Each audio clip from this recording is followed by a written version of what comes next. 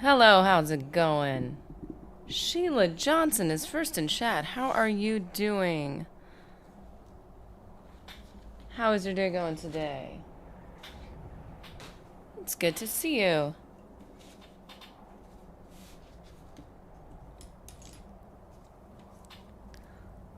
Let's see, we have, I think, a few more Morag Tong.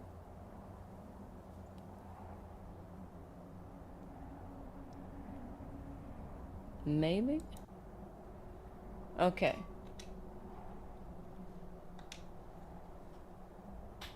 Opening up Morrowind. Barely survived that last one. Morrowind was... Huh.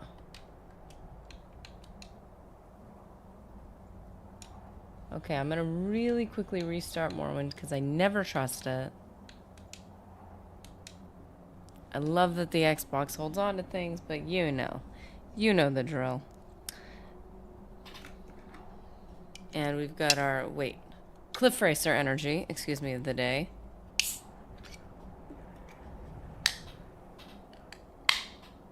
Whoa, the mic really caught that one, sorry. It's like pineapple-y, I guess. Sweet.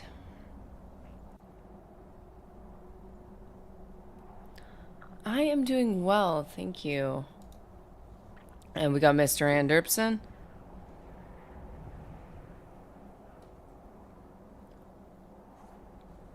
Wait a second.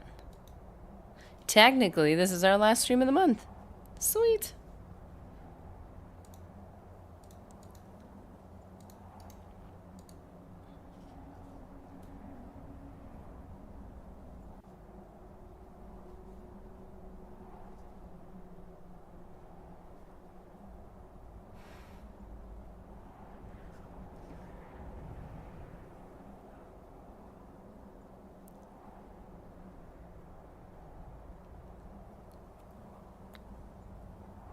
The Morag Tong sigil. I'm not sure.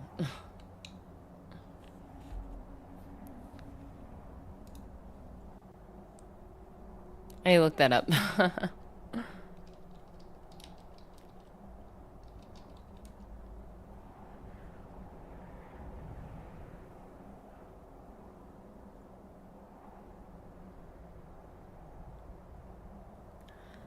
Well, Mr. Anderson, if I'm gonna be honest, I probably wouldn't have picked up on that. But, you know, I guess what you're saying. Let's see. Okay, thank you. This thing is loading. There we go. Crap tripped in your brain is given only. I used to have to recite that in my brain every time I wasn't sure.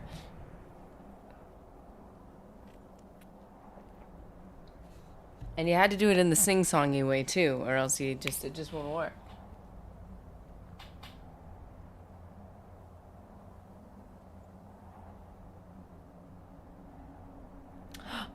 It's in 3 days? Trying unsuccessfully to slow the clock down, but it's a celebration! Come on, we gotta be excited about it.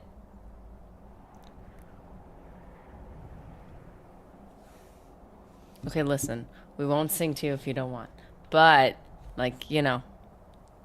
Oh, this guy! Have you heard this? He just goes... He makes these noises if you stand around Eno? He goes, if you just stand around him for long enough, it's so funny. I was like, I think I should make that like a sound effect for something. It's so funny. It sounds so weird though. No, there's no escape, Sheila. It got me, so now it's your turn.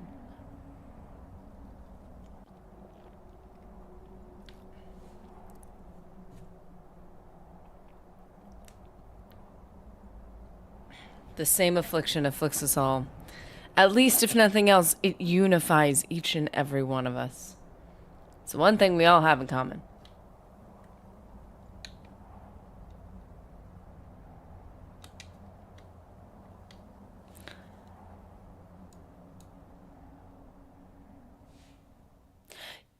Yes, master, you have come to see what writs are open, or perhaps you want special duties to spread the Night Mother's glory. Your next duty is to afflict the poor citizens with what we call a birthday. It will cause an existential crisis, and the destruction will continue on its own. You don't need to do anything else. Don't even bring your blade. All you have to do is bring a cake and some candles, a little flame, and they'll know exactly what it means. Mwahaha! The Morag Tong is going to take over all of Morwood. It's one thing I really liked about part of the dialogue in Star Trek Insurrection. Picard yammers about how you can see time as a predator or a companion on the journey. Huh.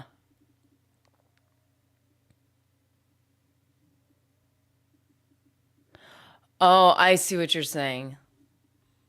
You're either basically running away from time or it's like your friend.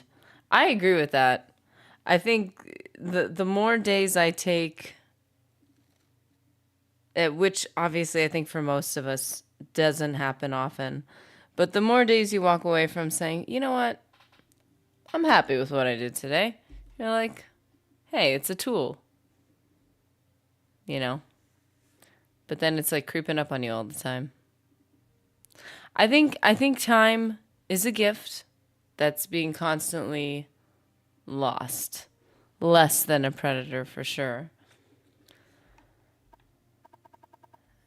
And usually I'm the reason why I'm losing it. Special duties. This is so many conversation points. Speak with me again when you are an exalted master of the Morag Tongue. How do I do that? You haven't pointed me to anyone else to speak to. Oh. Why didn't he could have worded that in literally any other way. He didn't say, first we need to speak about your advancement. He said, don't even talk to me until you're another level. Oh, that's right. I award you that level. Thanks. You didn't clarify that. Your honor and devotion to the Morag Tong is unmatched in the guild, but your technique is lacking. Redouble your training and practice your skills to become Elise the Exalted Master. Okay, never mind. I saw Exalted Master and I was like, he was going to give it to me anyway. He didn't. So what are the skills we need to upgrade?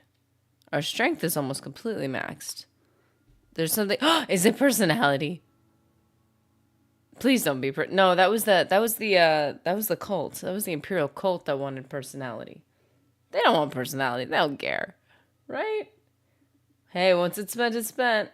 Regret doesn't get you a refund, so just own it. David Rico Jr. Hey everyone, how's it going? I feel like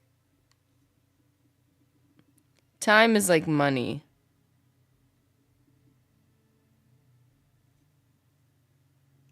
It's like you're given a lump sum at the beginning of your life and it's constantly being spent. And you either get good stuff for it or you get nothing for it. But it's being spent anyway. So it's kind of like that's, without it you'd have nothing. So, it's a good thing. It just feels like what I do with it. Also, when you have a really bad memory, as you guys have seen, my memory is not fantastic. It's very easy for it to feel like extensive periods of time are passing without much to say from because I just don't have a good memory. So I have to like be very intentional. If I want to feel like time isn't slipping away, I have to like write things down. I have to like write concerns and stuff that were, and how those evolved, or maybe like things I struggled with that like I fixed, or like hurdles. Like there was just some like appliances we fixed, and it's so easy to forget that that even happened. So you think like, oh wow, all this time is passing and we have nothing to show for it. It's like, no, this problem happened and we tackled it, and this problem happened and we tackled it, and we should be so grateful. But it's like when you don't have the memory to retain all that, you forget how much you have to, like, how much progress and how much stuff you've done in a short period of time, and then it's easy to feel that crisis. Okay, so we need to see what is not allowing us, what skills are we lame at that we need to improve in. Short blades, wait, no, not short blade skill. Not the thing we've been neglecting this whole time. Are you serious? Morag Tong roughly translates to Forester's Guild? What? That is far less intimidating than the sound of the name itself. What? Parallels are drawn with a forester or woodsman. He walks attentively and alert through familiar grounds, the woods, often to patiently stalk his prey and hunt. Okay, that is kind of cool. In a similar vein, the Morag members hunt their prey in familiar grounds, strictly following the assassin's code. Okay. That's cool, but also it sounds so much more wholesome when you say it like that. Okay. So, we are not looking for this. As cool as that is, that comes from the alteredgamer.com. That was very cool. Where is our actual skills guide? Joining expulsion. No, I don't want to think about that. Ranks. There we go. Okay. Speed and agility. Our speed and agility. Oh. Oh, hold on a minute. We were just working on agility, thank goodness. Stats. Agility is 82, man. Your speed has to be 34. Ours is 100. Your agility has to be 35. Mine is 82. But the required skills is 1 skill at 70 and 2 at 25. So I think it just means within speed, which is going to be a bit of a problem, I would assume. I mean, our athletics is very high. It should be above 80, right? Is it? Athletics is 89, so we're good on that. But we need, 2 at, for Exalted Master, we need 2 at 30. Which means we would need Marksman and Light Armor, which are both above 30. Okay, so we're good with that. I was like, Sneak is like lacking. And then we have our, oh, sorry, that's Agility. Excuse me. Speed, oh, that would be unarmored and short blade. Oh, that is where the problem is. That's why they said short blade. Short blade would not be high enough. That was agility. So agility, it seems like we're good. But we need to get light armor higher. We need to get marksman. We just need one of them at least. Marksman is 57. And light armor is 79. So light armor is going to be the thing we're going to want to switch to. Even though we've been working on endurance. We need to get a level up and switch to light armor. And then we need to get, just think assassin skills, short blade, light armor, sneak, marksman. Most of the skill requirements for guilds make sense. Yeah, that's the one thing I've appreciated. It's like, they add up. Like, let's be reasonable. It feels a little more disconnected than in other games for me, the way they execute it, but it makes a lot of sense. I mean, as we all know, Skyrim and Oblivion, they do the same thing. They're like, you really should have this knife that's amazing, and you're like, you throw it away, and you like just use your giant warhammer. Like, I mean, these games have the freedom. You don't have to do it, but this actually requires you to be good at it. So that means we need to switch to light armor. We're gonna have to make sure to be focusing on marksman, which is like fine. And 2 at 25. Jeez. Where's our block? Our block is more than accounted for. Okay, so we don't even need to worry about agility. We're good. We just need to get light armor marksman up a little bit more. Or light, wait, just light armor up. Just light armor up one more level. So that's, okay, we're good with that. And then for speed, our short blade is like nothing. So let's not worry about marksman. Let's switch to short blade. Or maybe hand to hand. That's cool. Athletics has already taken care of our... Oh, geez. We got to get either unarmored. Oh, these are a bit conflicting, actually. Or we need to work on short blade and hand to hand and get them all the way up to what? Jeez. Oh, gosh. I don't know how I feel about that. Okay, this is going to take a minute. So we should probably, maybe, possibly, have to change the thumbnail. Like move away from the Morag Tong and just train. We could even start something else.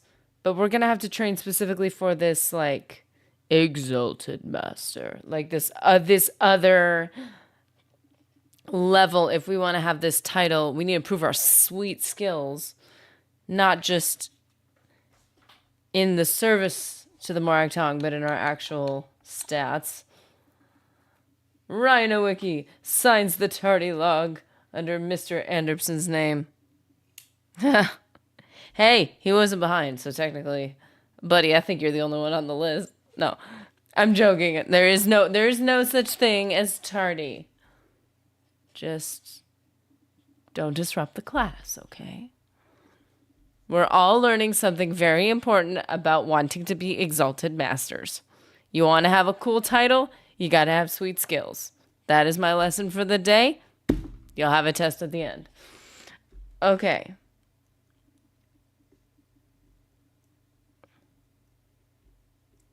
If you need any notes, ask anyone else who's already here. They take great notes. As a matter of fact, they know more than me. So, you'll be set. We have to... Okay. We basically, our thing is that at the moment, we've been doing the Morag Tong, as you know, but he doesn't want to give me any other assignments because I need to be the exalted. We need to add that into our title because it's cool, but we need to work on... Look at short blade. It is wholly insufficient. Short blade, and I guess the second skill would have to be... I don't know, hand to hand. We have not worked on hand to hand at all. We just die doing that. It's so easy to die doing hand to hand. Oh, it's 30. I was about to say, like, how did I even get this far? Hand to hand's 30. And for exalted master, we need 2 at 30. So really, we just need to work on short blade, but that means hand to hand needs to be worked on later. How did they let me be the master if I don't have short blade at 25? That would have to mean that the other one was wait. That would have to mean that unarmored has unintentionally been leveled. That's the only explanation for that. It is. Unarmored is 43. So technically, we don't even need to do short blade. We could just do hand to hand, which I don't think is a good idea because it's not fun to get destroyed and not be able to kill things. But we could do it. Okay, so that's what saved us was unarmored. I was like, that doesn't make sense. I shouldn't have even been given the last title.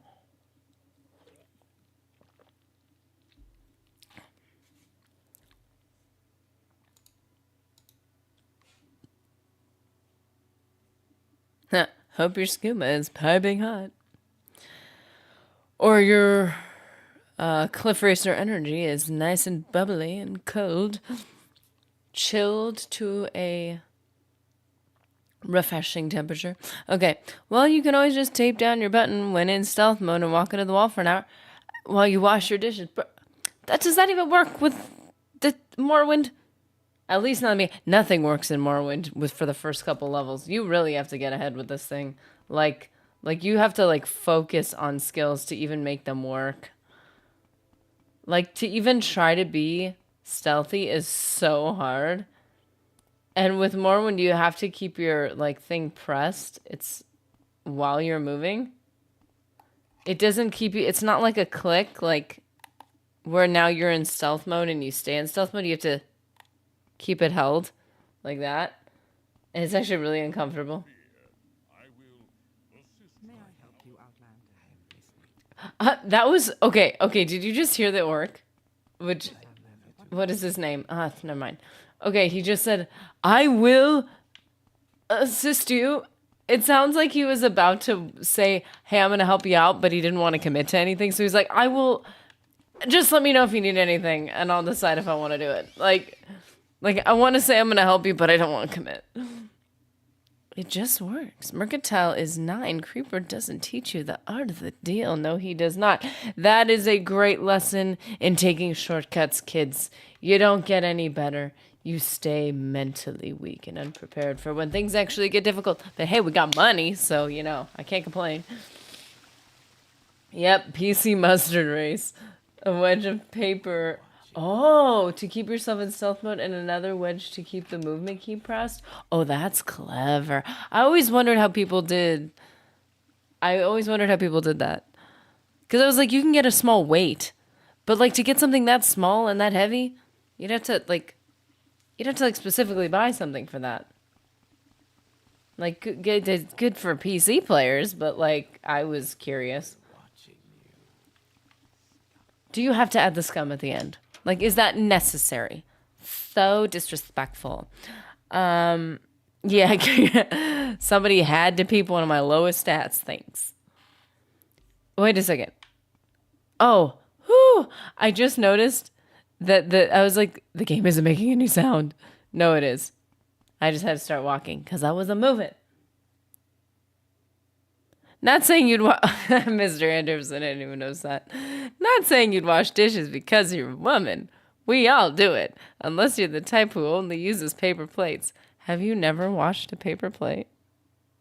If you get the good ones, the ones with the smooth, like, water resistant, whatever, you can use those multiple times. And no, these are money tips. You know, we're talking about Creeper. You don't just sell things to make money. You save things to make money. You know what I'm saying? My messages aren't showing up. Are you serious? The censor bot can be insane, Sheila. You can think you're saying something innocuous and it'll whisk it away. This is the unpleasant consequence of this whatever this censor tool is that I could ask you, well, what did you say? Well, you can't tell me what you said. Like, oh, what did you say that didn't show up? Like, it's not like we're having a conversation in person where you could be like, here, look at my comment. I didn't, that's so frustrating. My dogs didn't pre-wash my plates. You know what? They deserve it. They are hard workers at being awesome and cute and sweet and floofs who make life wonderful. So they definitely, but paper plates might get destroyed by that. Paper plates can massively cut down on kitchen duties, and the thing that convinced me how much I would pay for someone else to do it. So since I would probably never in my life be able to pay someone else to do it, paper plates still feel like a luxury item to me. So I will reuse them. Like, I'll use it, and then obviously it depends on what you eat. But if you're eating like a piece of toast, you'll wipe the crumbs in the trash, and that's your plate for the day. If you eat something with like maybe a little bit of sauce, then you can very easily just rinse it off and wipe it, and the plate's completely clean. But if you eat something like spaghetti, you're probably not cleaning that off. Like, that's probably not gonna work out. So, obviously, exercise discernment. But like I was telling Mr. Nerdy, and this is where I can get a little OCD. I was like, listen, man, if you were to take the same item that you're paying however much money for, and then you used it twice, you've paid half as much money in the long run because like you're not buying it as often. Or if you just use it less, of course. But if it's making your life easier, all you got to do is use it more times. Like if you use something once, you've paid the full price for using it once. If you use it 3 times and then you never use it when you really don't need to use it and you stretch it, really the only way to measure it, let's be honest, is in a budget. That's the only way to measure it. Because you might use something 3 or 4 times, but because you get so used to using it, now you use it every day and then you use it faster. You know, I mean, like, it just, at the end of the day, what it comes down to is how many times are you buying it for how much? There are certain things, though, that I will always buy on sale. And there's like the essentials list. The essentials list I will buy on sale even if we don't need it. And then we keep it essentially in stock. And then the non-essentials item, the special items, they're not like luxury things. They're just like the base level, like, hey, listen, I'm never going to buy protein bars. We make them at home. But every once in a while, if they're on sale and it would really make life easier, I will talk to him and be like, hey, you want some of these for work and stuff? And be like, okay, I'll get them once. It's a treat. Like, but only because it's on sale usually. Nunned. That sounds like the first. Oh! Your might? No! Oh! I was just about to mock this guy and he totally paralyzed me. Oh. Pride comes before destruction. Okay. That was almost a great lesson in that. That happened to me remember the last time? I was like talking trash and then I got paralyzed. Oh, I'll get what I deserve. Okay, well, you're short blade and we need hey, you've got 5 whole gold. I'm not gonna let that go to waste. I also make protein bars. If you count deer jerky, hey, that totally counts. The only time that does not count is when you're offering it to somebody because they will not know what you're offering them.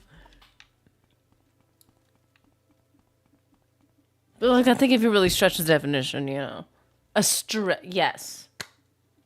It's essentially like, you know, it's like a strip of leather. It's a strip of protein meat thing. Same source anyway. Girl, you were looking at me like, hey, thanks for saving my life. I was like, yeah, you're welcome. These bandits are crazy. And you were already in combat. What did she just like, what was that? Oh, Imperial Dragon Skill Cures. I want that. That's cool. Oh, but I don't need it and I don't have the carry weight, but it's so cool. Okay, it's fine. It's fine. What I really need is a house to put all my beautiful stuff in. That's pretty. Ooh, it's got the scooms. Hey, girl. You're just chilling. Got everything you need right here. Why'd you attack? Oh, you attacked me because you thought I would take it. That's totally fair. Something worth fighting for.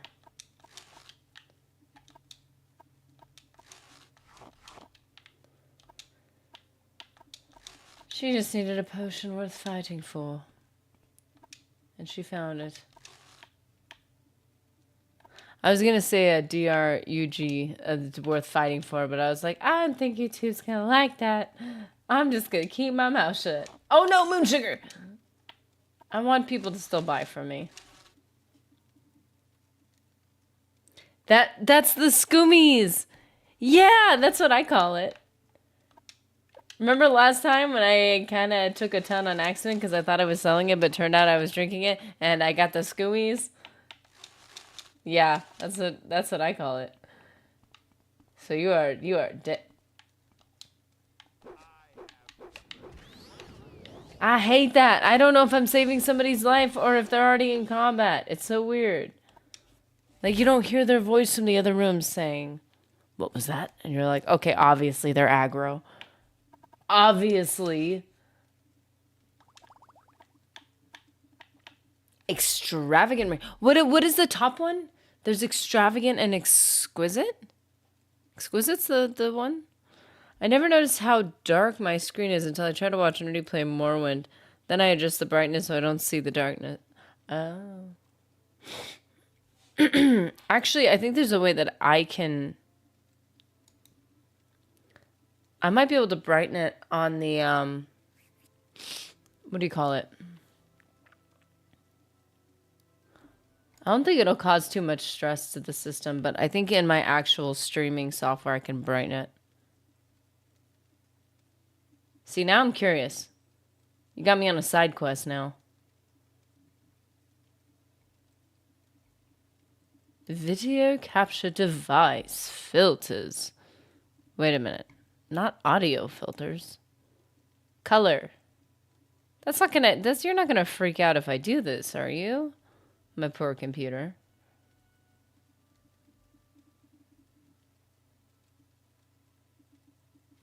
This is like not color correction, it's just brightening. It's not a big deal, right?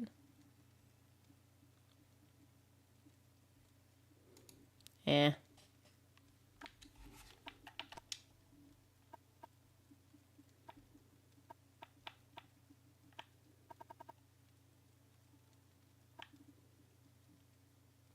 Wait, it's not in here?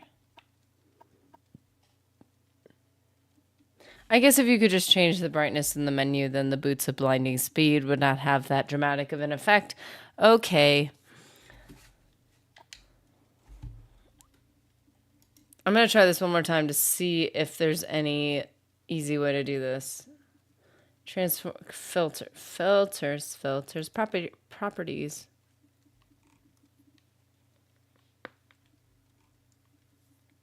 It's not in properties. We'll try filters. No! Not that one. Don't adjust it on my account. Just took time to adjust your settings. Yeah, because it's come up, but it was usually came up because I was wearing the boots of lightning speed without any visine. So, like, fair, my screen was super dark. I mean, Morrowind's kind of a dark game. I also, though, to be fair, have a tendency to make games very dark so that the nighttime and, like, cave, like, vibe is more realistic. So, to be fair, I kind of do that.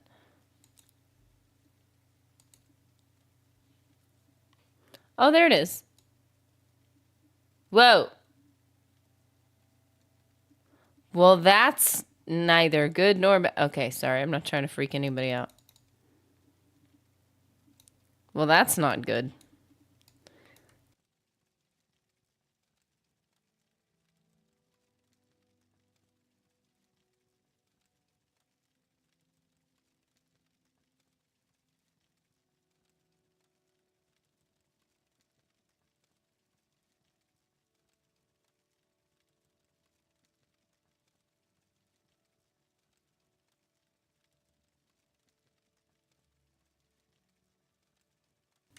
Oops, I pressed 0.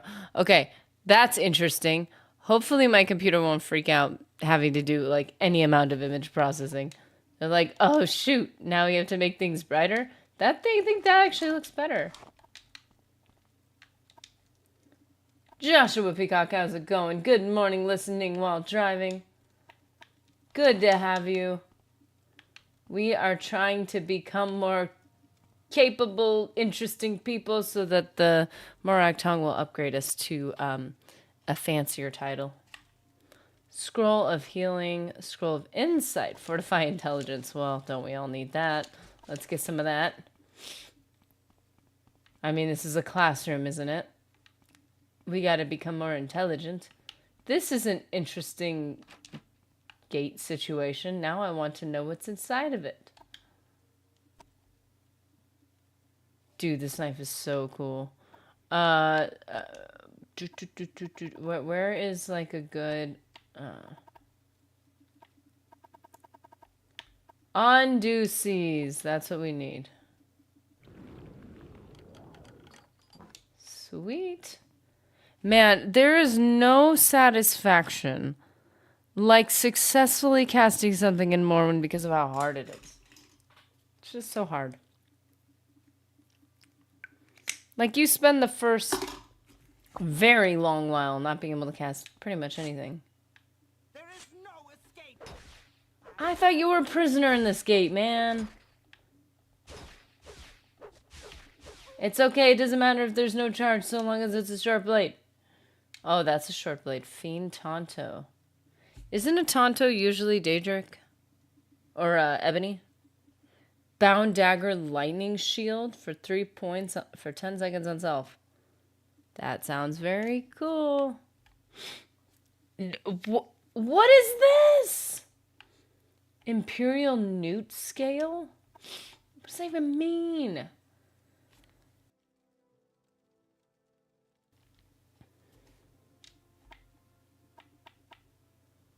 Lockpicks. Oh, we needed those.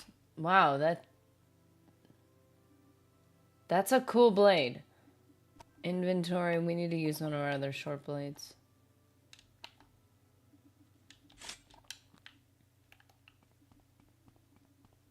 Andusi's Unhinging is good, but if you see a scroll of Akasha's Lock Splitter, buy it. I have one. As a matter of fact, I think I just found one in this cave. Level 100 unlock scroll. I think that saved me a couple of times. Because we had a couple of them, and it was... we were in a bind with something, and it helped. If you want to know if someone is aggro, just immediately try to talk to them. Yeah, that's what I have to do. I really want to just attack, like, not really sneak attack, technically, but, like, run up to them and go full swing, but I have to, like, talk to them first, and I guess that part is annoying me. See? They attacked me like a normal person.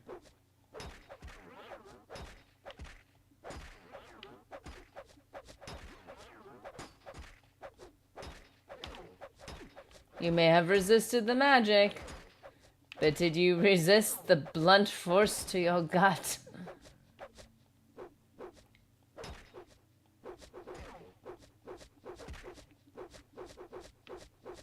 It's a little too bright, are you serious? Okay, I'm gonna lower it again. I just brightened it. Okay, give me a sec. It wasn't what it was before. I was trying to brighten it because it has been noted in the past that it's a bit dark. But, just give it a second. Let's go to color correction. Gamma, beep, beep, beep, boop.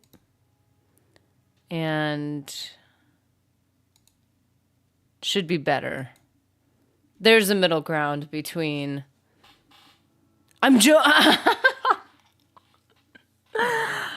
Oh, that's so funny. I can't, I'm driving. I'm joking. That's really funny. I was attempting to make my stream perfect to be used as a flashlight. Sometimes I want to use my phone as a flashlight, but I'm watching something, so I don't want to turn the flashlight on. So I just use the screen, and then all of a sudden it goes to a dark part of the video, and I'm like, why? I feel like these people are, like, important in some way. Probably because they all have Imperial stuff, and they seem like, I don't know, interesting. Is this a problem?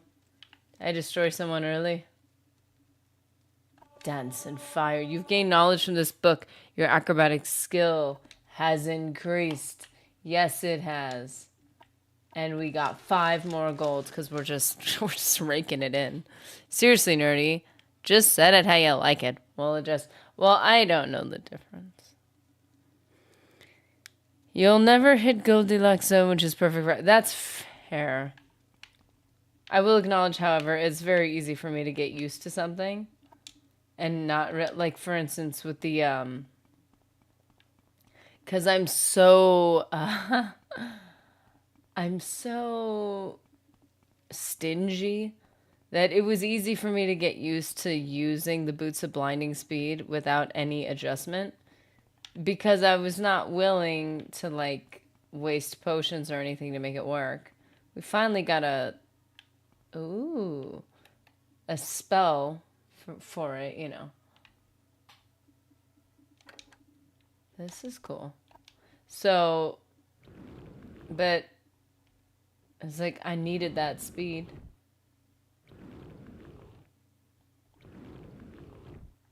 What is going on with this? What is going on? That was weird.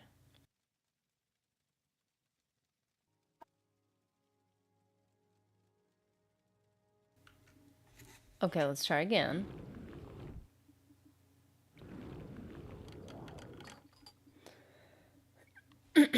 I actually think this is a good middle ground. To be fair. Because it was a little dark. But like I said, I tend to play games pretty dark. Because nighttime is never really like pitch black nighttime. I know there's mods for stuff like this, but I'm on console, as you know. So sometimes I like making things super, like in Skyrim, I would make things so dark that at night, like realistically dark, not like ridiculous, but I would make things dark enough to where you would have to use a torch in caves. You just had to. And for me, that was just a little bit of realism. Just so you know, Morrowind allows you to strut around with a permanent magic immunity if you find an item or items which take your resistance to 100. Really easy with a Breton. You could do that in Oblivion as well. Pretty easily. I'm not familiar with all the items in Morrowind. But that is good to know. I'm gonna grab something. Okay.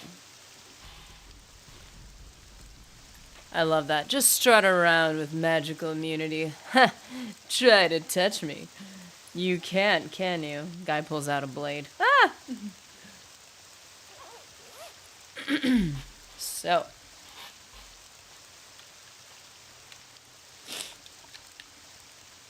We are training, we are training.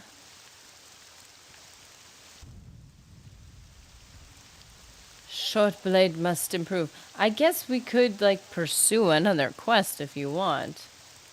Or I could wander the wilds and just... How close are we to level up?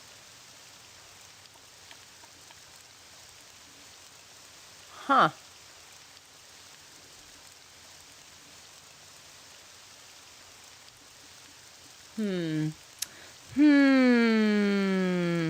The only thing we've been working on really is endurance and agility.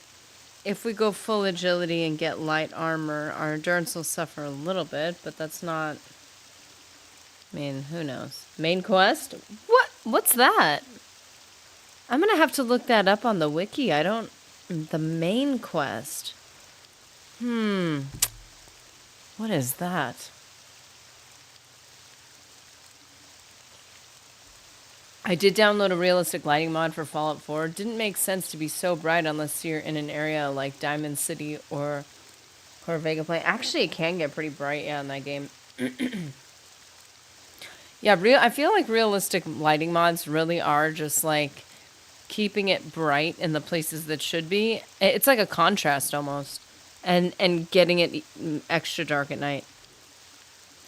Right, okay. I'm not sure what you're referring to, Sheila. That sounds made up. Yes, it does. I've like how is that even a quest? It doesn't even have a title, a guild name. Like what are we talking about here? And what quest really has the right to consider itself the main one? Seems a little pretentious to me. Okay, so, like, even if I were to go to the main quest, I have no idea where I am in it. So I wouldn't even know, like, you can't look up M for main quest. What, I don't know what quest we're on.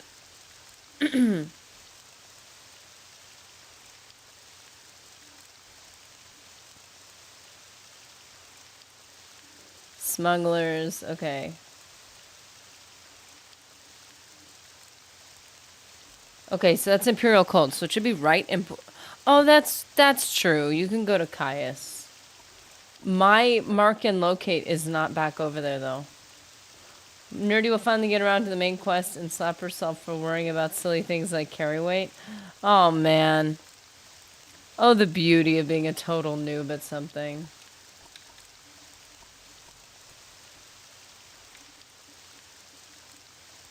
None. Whoa!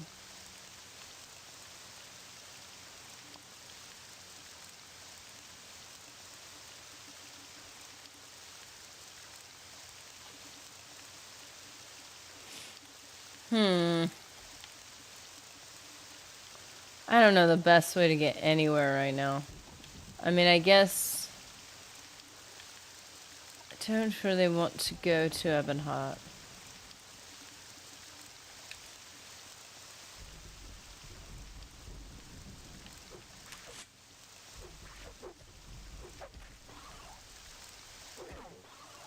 Sorry, I need my short blade increased. My bad.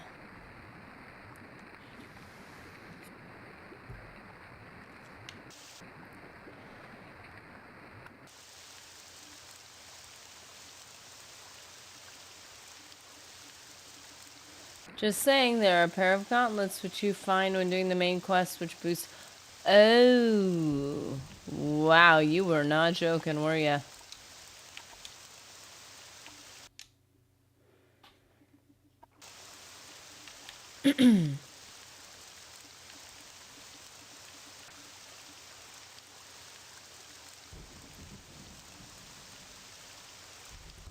And strength can behave above 100, right? So that would actually benefit me? Because my strength is like, what, 97, 98? I am so slow. It is painful. Keep in mind, I have 100 speed. It is not enough. Even 100 speed in this game feels like snail's pace.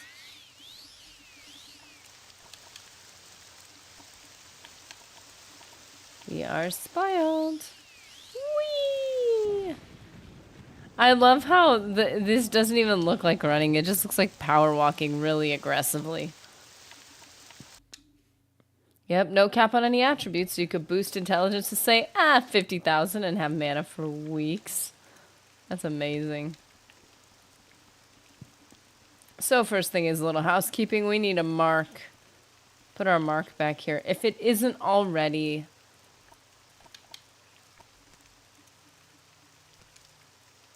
Which it doesn't appear to be, so...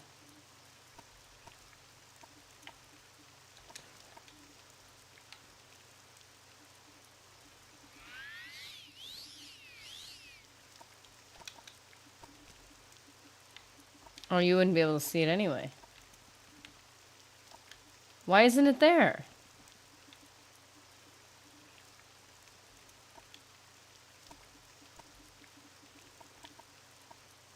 Amulet of Mark. Oh. Because you need to select it. It's one thing that is so hard to get used to with Morrowind. Yeah, it's right there. There you go. There we go. The downside is you have to enter a week-long sleep like Odin to recharge. Oh, really? Wow.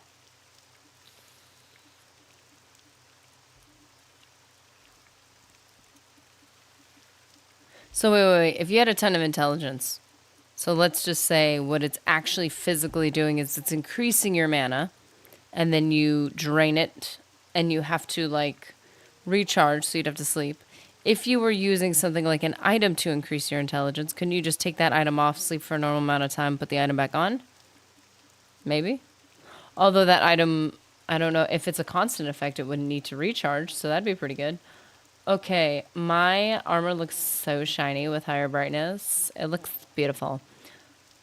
It's actually good because I was able to get this, like, hand-me-down second... I don't know if I told you guys. No, I did.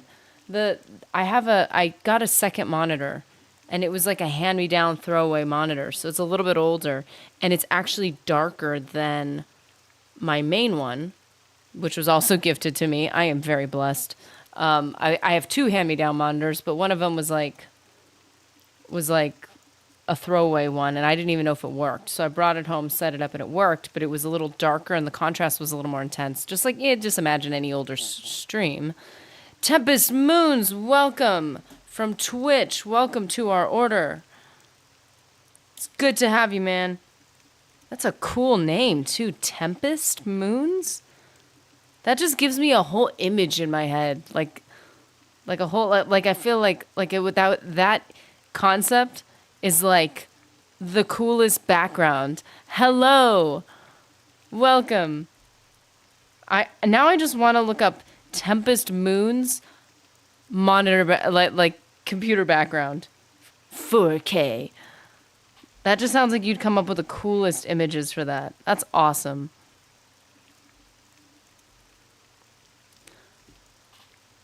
One of us! A new nerdling! Welcome to our order. Yes, now with the constant effect, you get more bang for your buck if you set the target range. Say, add 2 to 100 speed or 5 to 50 magic resistance. Then you just remove and equip until you get the number you like. That's really cool. That's a very clever way to deal with that whole, like, that massive range. See, my OCD self in my younger years would just do that for an hour until I got 100. For me, it's more like, so long as I get more than half, I'm pretty good. See, I'm not too crazy. Are we going to light armor right now?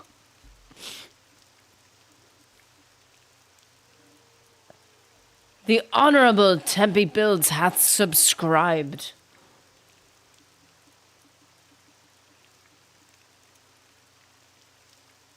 Welcome, Tempe Builds. You are not the same person, are you? They just both happen to have Tempest and Tempe. I'm like, wait a second.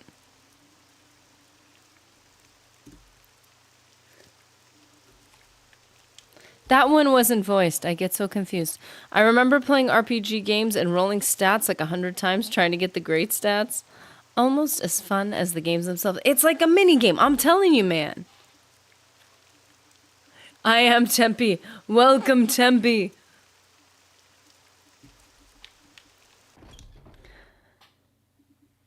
So, we used to have someone in our circle, and obviously Sheila, who, Sheila's dad. Sheila's one of the people in our chat, if you've seen her.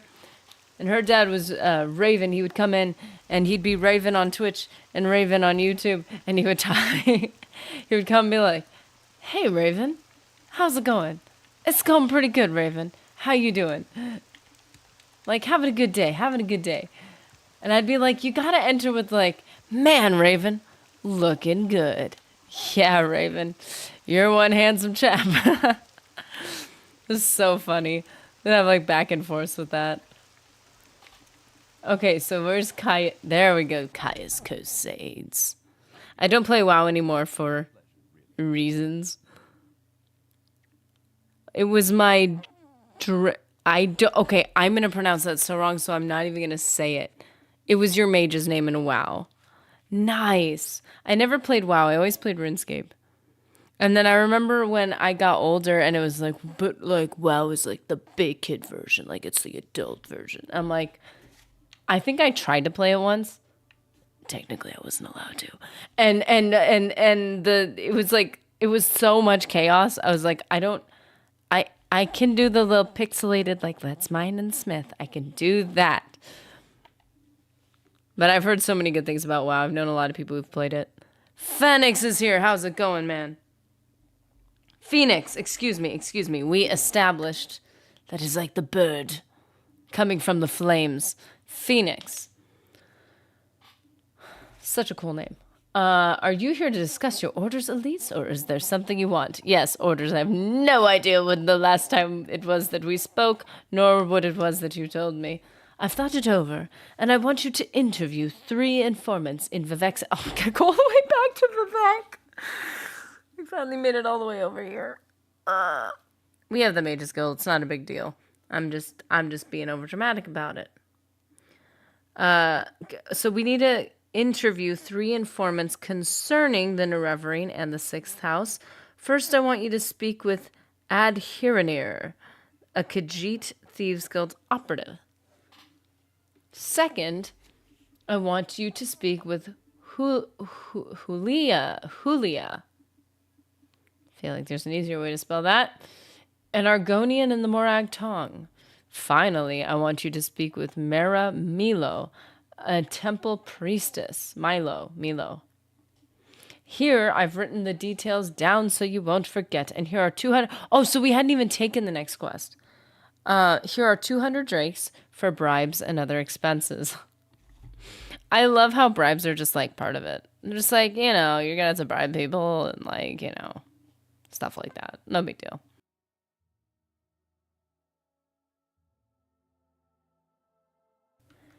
This one can be trying since Vivek is hard to navigate and find people, but it's not too hard.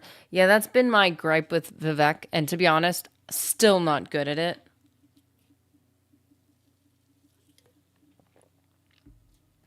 Mission from Vivek from Caius has been added to your inventory. So, see, we hadn't taken it yet. I do hate when I do that, when I do take a quest, but it's been so long I can't find it. A Khajiit thief? Well, that narrows it down to almost everyone. I mean, that really could be anyone.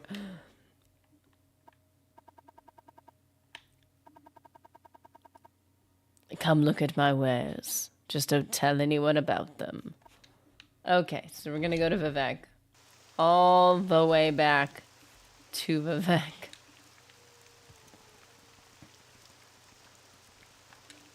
No! Ugh. I mean, it's not like I have boots that could save me from this very situation.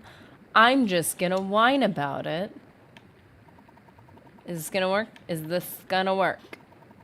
Wait, no, we go down. Wish you could bribe any Khajiit with good. That would be hilarious. I do have a tiny bit of moon sugar. Just be like, listen, that muffin looks really good. It would be amazing with a moon sugar glaze, wouldn't it? Yeah, that's right. Tell me all the information. Tell me what I need to know.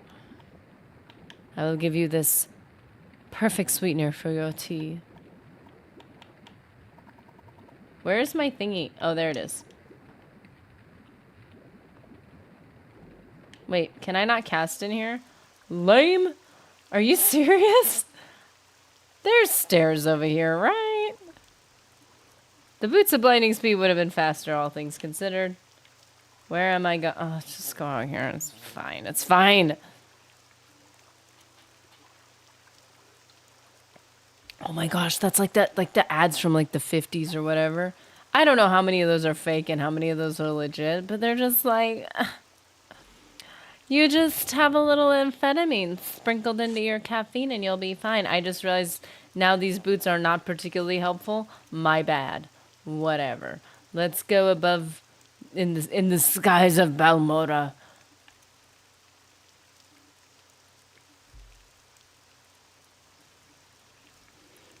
So there's Balmora and there's Caldera, and I just learned, as a matter of fact, I'm gonna fall. Let's fall right. No, no. Oh man, I didn't go fast enough. Let's see. I just learned, and this totally adds to the lore. The caldera is a type of a volcano, which, given where we are in Morrowind, I think that's really cool. It's the cave. It's like it's the depression in the ground. It's not like the tall volcanoes. It's a what do you call it? It's like inset into the ground. So the surface rock, so because like volcanoes are tall and like narrow oftentimes because like the rock from the lava slowly hardens and it creates like a tall, cone-shaped situation. But if the ground surface like collapses, it creates a crater. So it's like it's called a caldera. So there you guys go. There's your, speaking of taking notes And speaking of the classroom, you actually learned something today. Honestly, I thought that was like the coolest thing. It was like caldera. Oh, caldera volcanoes. I'm like, what does that mean? Oh, this is genius. There's actually some lore behind these names. I used to have a female crow who knew me when I was in college. She'd fly ahead of me on my way to morning classes from tree to tree and caw until I gave her part of my muffin. Well, I mean, anybody would want that muffin. A moon sugar like little crumble on the top. I understand. She was addicted. That's honestly really cool. I remember there's this kid who was like, listen, I'm just going to lay out like one of my treasures and then the crow will I was trying to get a crow to like him. And I was like, that is so funny. Like, I don't think the crow knows what this shiny, it wasn't like a crow that was nearby. It was like there's just crows around. And so they were like, listen, if I put what was the item? I'm trying to think of what the item was. It was like something small and shiny. It was like a kid treasure, like a small compass or like a small like watch or something like that. And I was like, I don't think it works that way, but like, because like they're not going to see that in flying around and be like, ooh, that was placed here for me. And I know exactly who placed it there. And I am their friend and I am their loyal servant. I will send messages for them now. Like, I don't think it's going to work that way. But it was like, looking back on it, it's the cutest thing ever. But they do remember, and they're also vindictive. So be nice. You need to be nice to crows because they'll remember you whether you're nice or you are not. It's a fun way to take care of hostiles who would wait. Oh, if the gas pressure drops or the magma falls, the ground falls with it. A fun way to take care of hostiles would be to give them fast levitation and have them follow you up high, then dispel the magic. Ooh, now that's a creative use. That's a creative use of levitation right there. That is one thing. I have very few moments of creativity like that where I stretch things to their limit. So I much prefer learning from people who are far more clever than I am. That's genius. I really like that, Noiki. Yep, there's your caldera, Mr. Henderson. I just thought that was so cool. I was like, oh, the name has some connection to the landscape. Like, that's awesome. Now, I don't know if Balmora... Let me see if I can look up in, like actually define, like, what does... If Balmora on its own means anything. Balmoral, with an L at the end, is a colored woolen petticoat worn under a skirt draped so that portions of it can be seen. No, that's with an L at the end. Okay, so I don't know if Balmora has any meaning or connection to any words that have any of those meanings. I would caw at crows and they'd caw back. Part of growing up in a rural area, you learn to mimic wildlife and farm animals. That's so cool.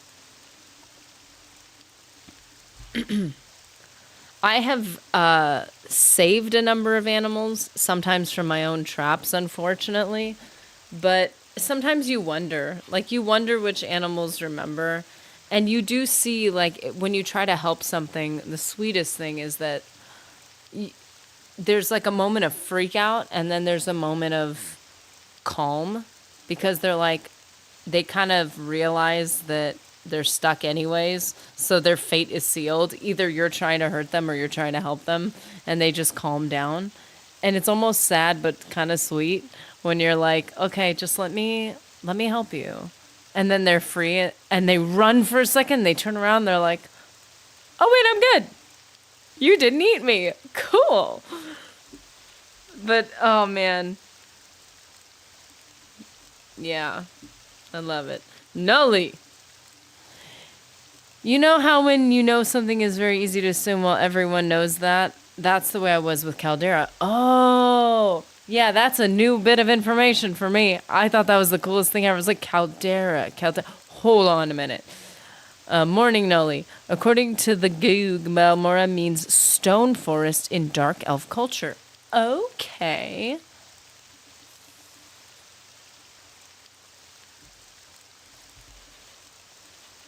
Kaya sent me to Vivek with 3 tasks. Technically one task with three people. Black Shock. Okay. St. Olms, speak with Hulene. Am I wrong to think that that might be easier to find because the Foreign Quarter, there's a lot going on at the Foreign Quarter. But that's Black Shock Corner Club. Are we already there? Hold up.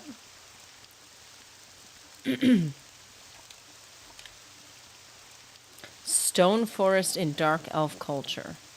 That's cool. So Balmora within the game is Stone Forest, and Caldera, IRL, it actually means a type of volcano. I find that stuff so interesting. Lord of the Rings can be really good with that too, because that was such a thorough... That was just a thorough piece of art right there. Okay, we are not where I thought we were, and that is my fault.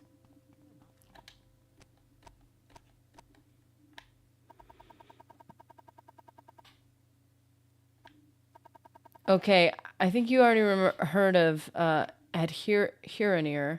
Remember the guy who asked you if you had seen a Khajiit? Ah, vaguely. Got some Visine. You know what that means. Woo! Look at, my arms are still up in like a fist position, and I'm just running without even moving my arms.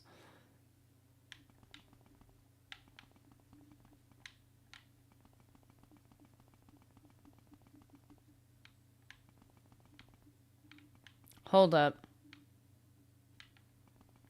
We're watching you. I know you are. You always are.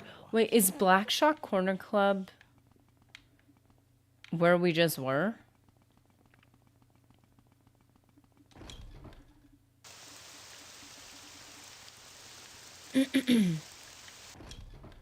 These desert conditions are due to a story element, but spoilers, right? What? Okay, wait. Wait a second.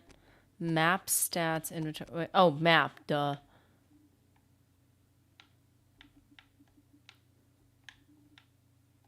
Hold up. Where is the I've been there. What was I already in the right location? I will double check it.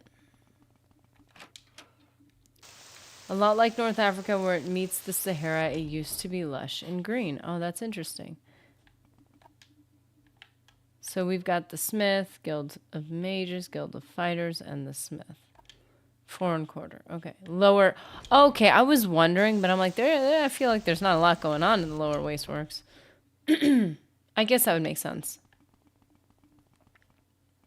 That was the next, it would have had to be the next step, I guess. I know I've been there. I for sure. Oh, there you are.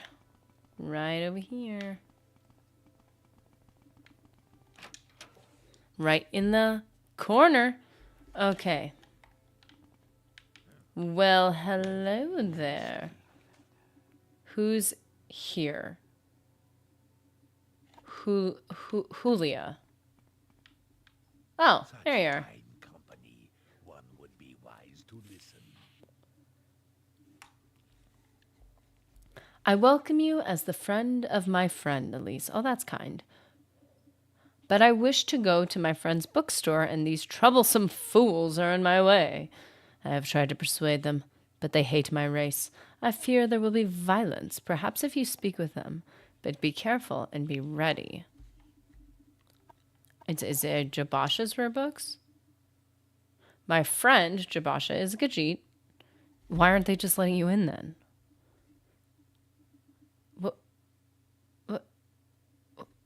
What is the issue here, sir?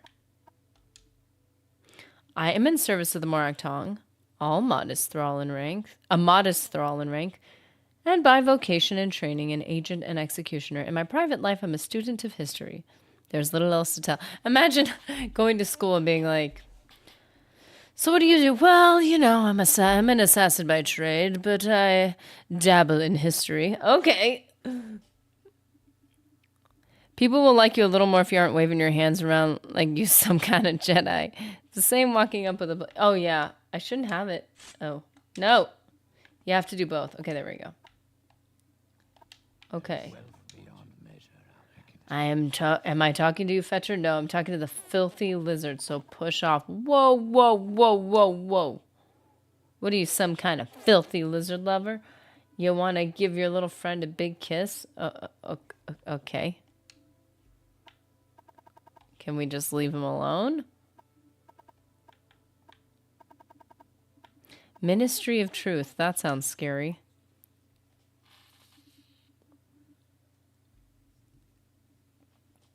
A prison and re-education center. Well, that sounds concerning.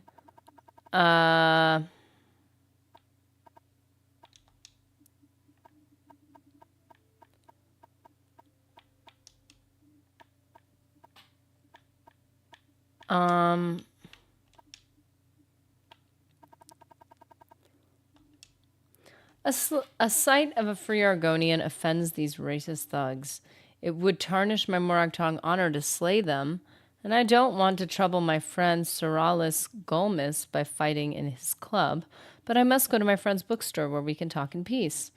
If you have a way with words, perhaps you can talk. I do not. Or if you have a way with money, they might be bought. Otherwise, I fear there must be bloodshed. Ugh. You're generous, Elise, and your judgment is good. No, it's not. Blah, blah, blah. He could stay here forever for all I care. Not my problem. Lightning spells are met, except you can pretend to be Palpatine to shoot lightning while your hands are up like a T-Rex. Yes.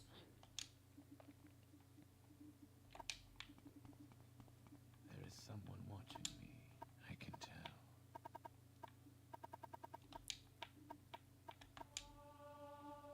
You are generous and your judgment is good. Speechcraft has increased. No, my bribery has increased.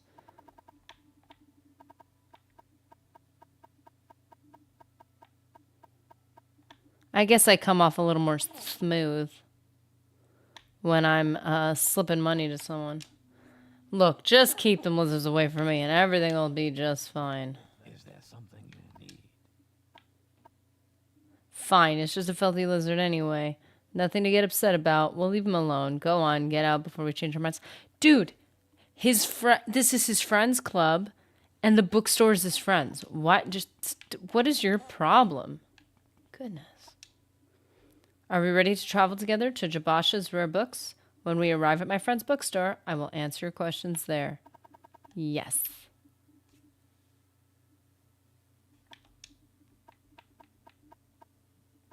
Travel together. Oh. Speaking of Palpatine. But about Palpatine is here. Yes. Dude, we're doing a dark side run of KOTOR, and I was like, Palpatine would have been so proud. He's missing all my evil deeds.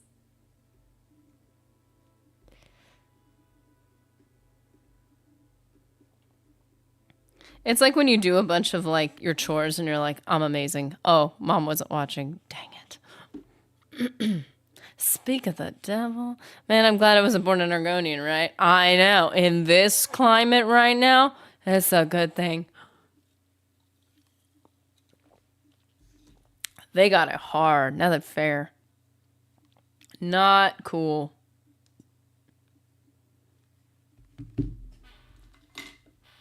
Ah, shame I missed it. Dang. Hey, I'm still in it, man. I'm still in it. We're on KOTOR 1 right now, and we just made it to the first planet. And we went to Crystal Cave and may have found a considerable amount. What do we found? Like 10 red crystals? So, you know, I mean, you'd be proud. You'd be proud. I mean, this is like comically evil. Mwahaha, the whole thing. Doing things for no other reason other than it's just pure evil. I mean, I'm pretty impressed with myself. After that light side run of Fable, you're just like, whoa, this is too much. This is over the top, you know. The moral of Morrowind, don't be unlucky, be born in and be born in Harkonia. Let's see.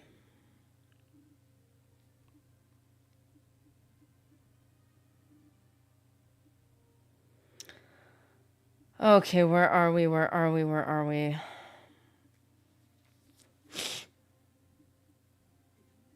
So we're trying to get to... Yeah, troublesome. Yes, please follow me to Jabash's books. So I wonder if you didn't talk to each of those people. Oh no, he didn't even offer you the chance. Never mind. Is he gonna follow me? Sweet. But I think it's upstairs, right? No, maybe it's just in here. He is right there. Isn't the books in like the hall? Oh, it's right at the end. Okay, let's go. Boop, boop, boop, boop, boop, boop, boop, boop, boop, boop. Can you even keep up with my speed? Well, look at those legs, man. Gotta balance out that light nonsense with some good old-fashioned villainy. Oh, yes. We are balancing the scales right now. Because it was like comically over the top good, and now it's comically over the top evil. Yes, thank you very much. We should be free from distraction here. Now, I said I'd tell you about the Nerevarine cult so you can report back to Caius, and I don't know any of the Six House cult, but I can tell you what I do know. Thank you. We'll start with Nerevarine cult.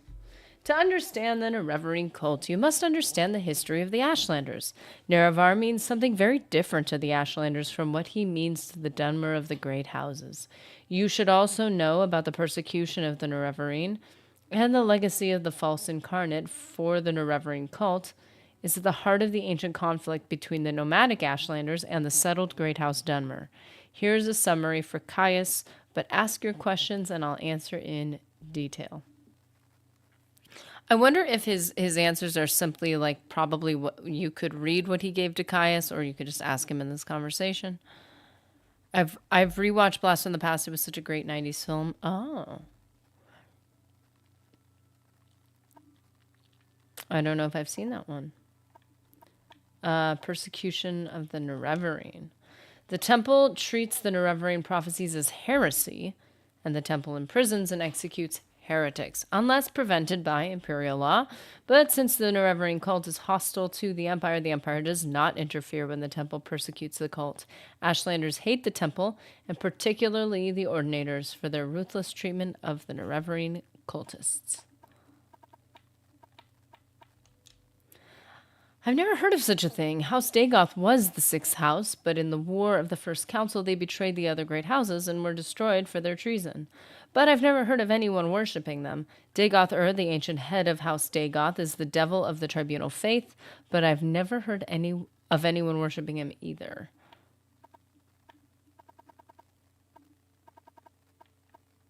Join the Morag Tong. What would he say? Yes, you may be worthy. Your first test is to find Grandmaster Eno Halalu. Eno. By tradition, Buddy, do you not know who I am? I'm like dominating. I'm like almost like the top level. You know what I'm saying? Disturbing dreams. I'm sorry, I don't know why you'd tell me this. In the old country, they set great store by dreams and omens, but I'm an educated creature. Dreams mean nothing. They are just fancies, imagination. In the past, some have claimed to be the reincarnated Nerevar. The most recent is known to be Peakstar, a figure of legend among the waste tribes for the last 30 years. The temple says these false incarnates disprove the prophecies, since the false incarnates fail and come to nothing. But the mystical Nerevarine cult glorifies rather than shrinks from contradictions, citing the appearance of failed incarnates as certain proof of Nerevar's coming rebirth. This stream honors the sixth house and the tribe unmourned. I don't think I've seen Blast from the Past, but I think I've heard of it. Brendan Fraser is in it, right? Oh. And the tribe. Okay. In modern times, Morrowind is ruled by 5 great houses. Oh, you said the 6th house. Yes. Lalu, Redarin, Telvanni, Indoril, and House Duras. You can't join those other 2, though, right? From what I'm... No. We're about to do the great houses, so that's why I'm at.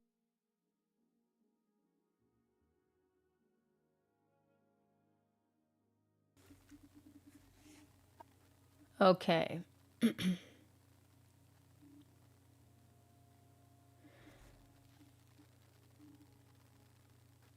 Ah, it's one of his better films. That's interesting. Okay.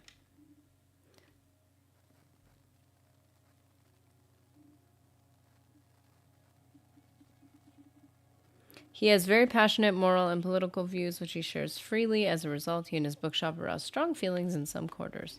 Well, good for Jabasha. So, I'm assuming this is all we needed.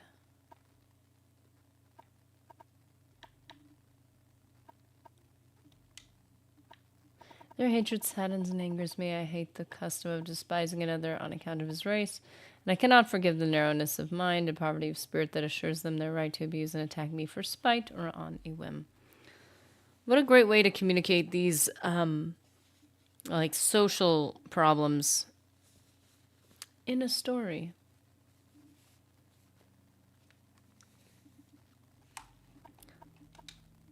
Sneak. Pfft.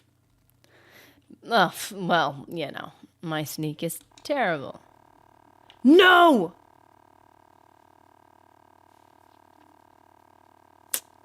Well,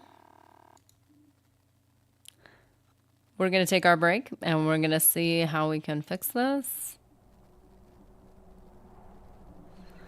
Apparently, the game does not want me leveling sneak. We'll see what we lost when we reload, I guess. That is unfortunate.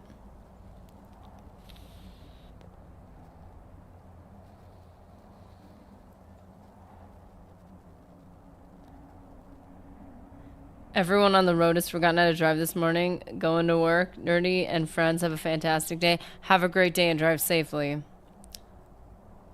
I've had days, man. Days when you're just like, bad choice, bad choice, bad choice, bad choice. Like, what is up with people today?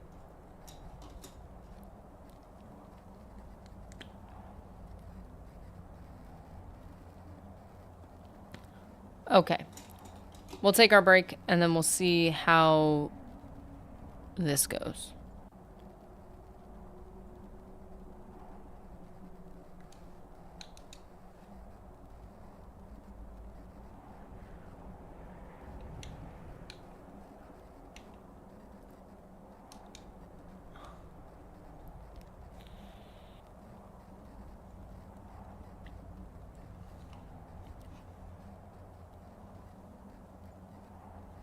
Road rage and cops after everyone? Oof. Bye.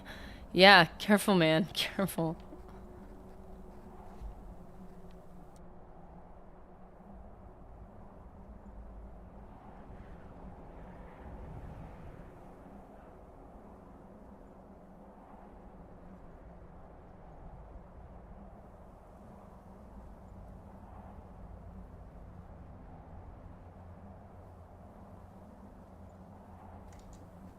I'll pop off here as well. Catch you, fellas. Good to see you, Puddin' Pop Palpatine.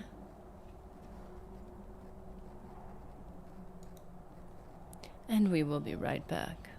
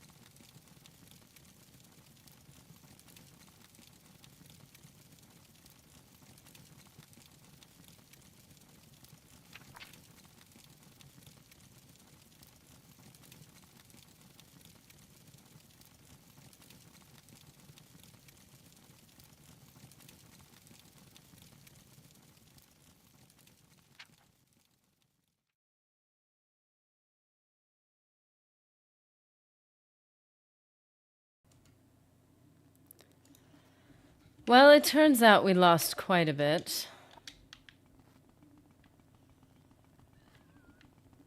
Which is unfortunate. Oh, you are diseased. No!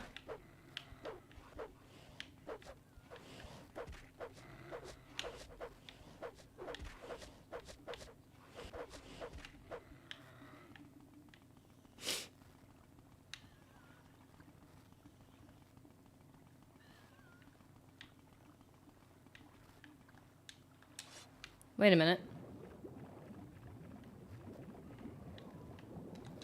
I take it back, I take it back, let me back up.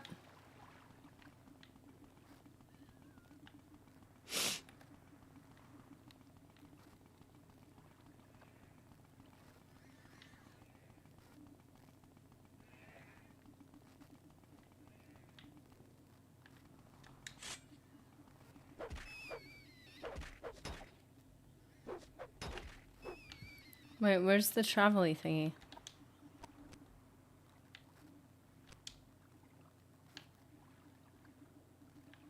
Oh.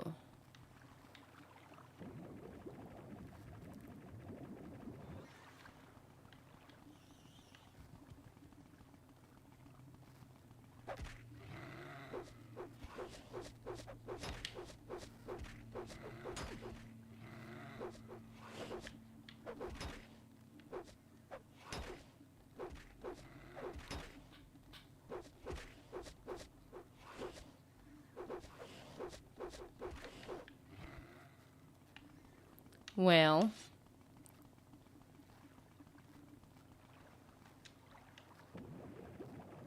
That's humbling. We make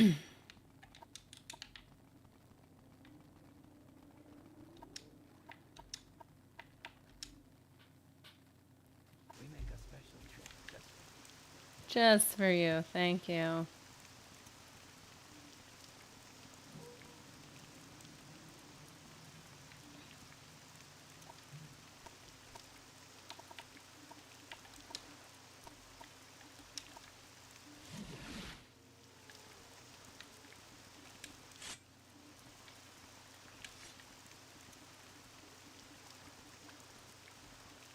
I was playing an AI integrated Skyrim game where the character tells you its preference in a situation for quests, dialogue, choice, etc. It had me punch a horse after it was too poor to buy one. Wow. Seems so reasonable.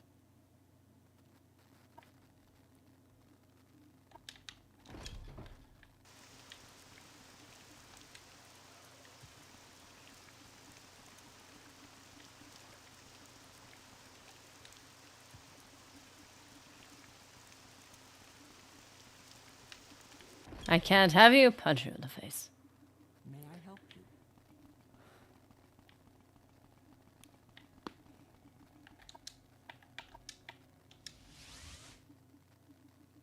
How can I help you? Go ahead.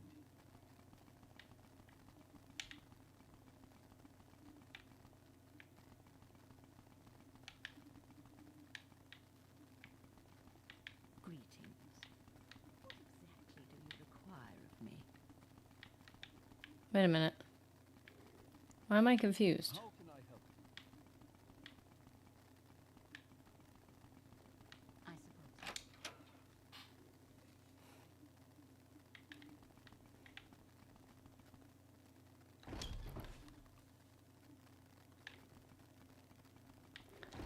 Well, now we just gotta do things more quickly. More efficiently. As one might say. We're watching. I know.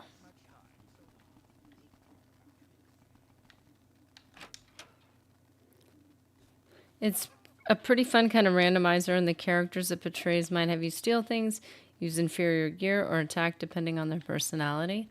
That's cool. That'd be a good way to mix it up. Please go ahead. Speak.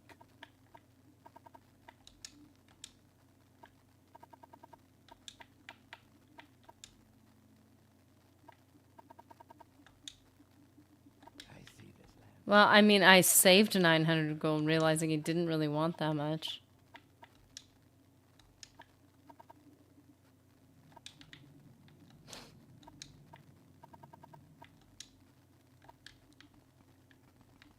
I see this land suits you. We welcome you freely, Captain. Ah, I saved 1,000 gold, actually.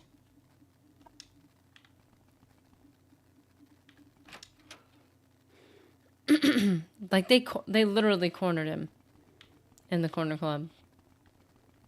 So mean.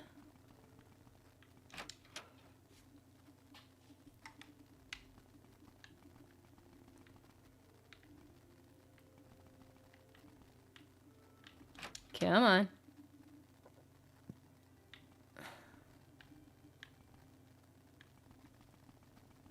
What Go on, then.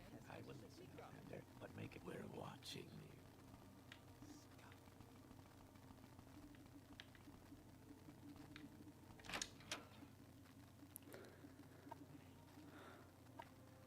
you. Okay.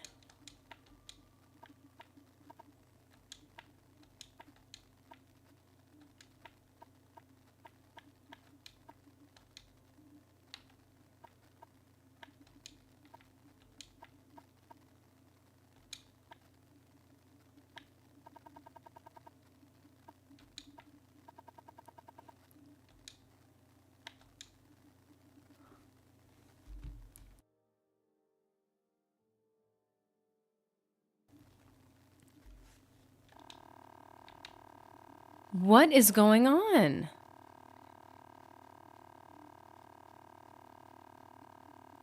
Okay, the game really doesn't like me discussing things with this guy. So we're just gonna hang out.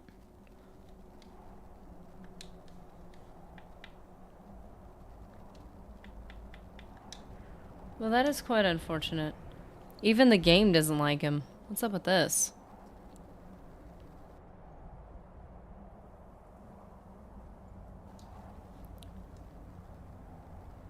The game's like, well, he is a Khajiit, so...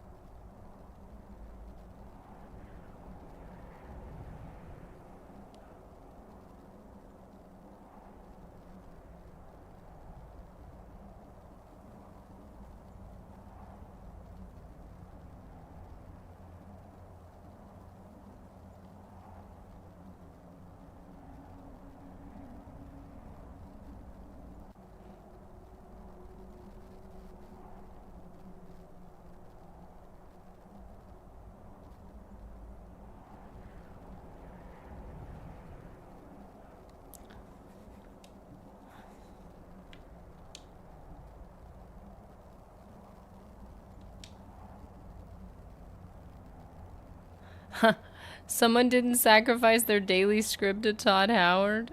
You have to bring him a gift. Flea powder. This is just sad.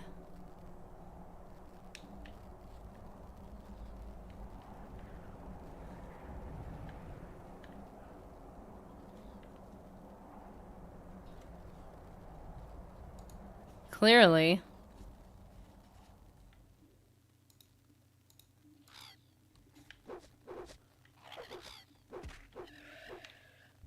So you keep having to destroy these dudes.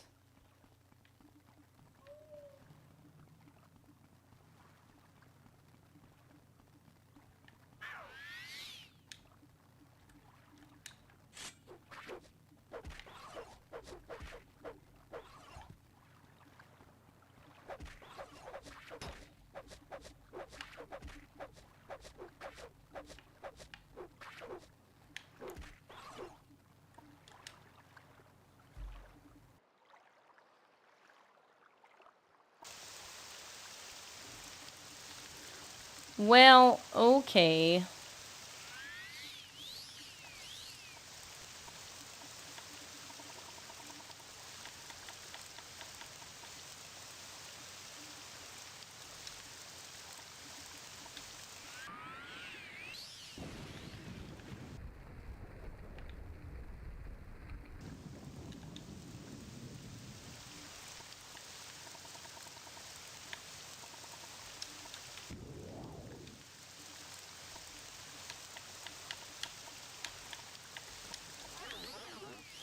Ah, Visine didn't work.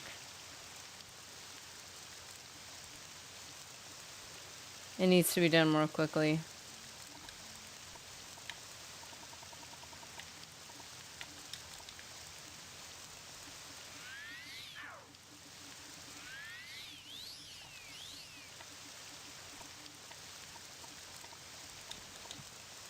Whoa.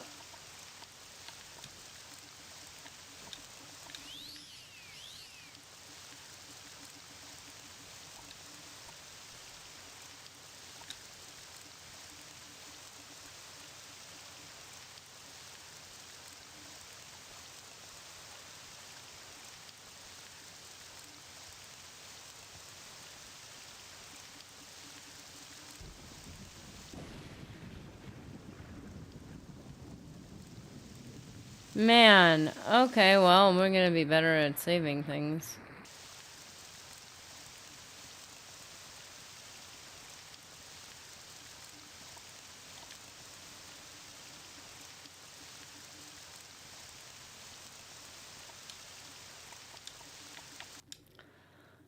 I wonder if it's gonna keep giving us problems with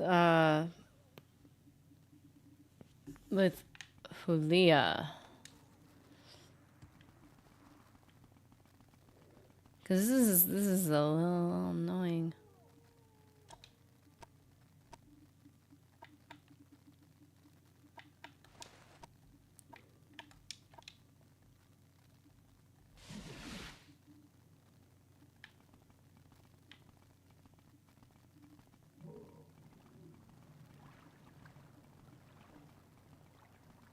What if you just had an in-game spell that actually saved the game?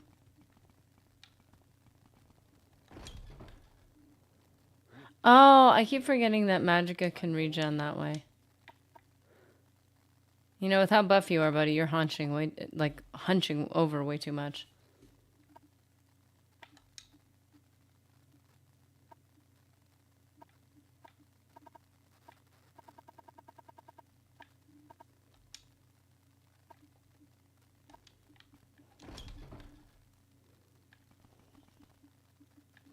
Sometimes cell environments can be the source of the crash. I recall handling one by using command humanoid and pulling them somewhere else when interacting. That's interesting.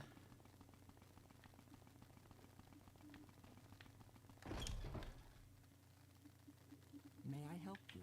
No.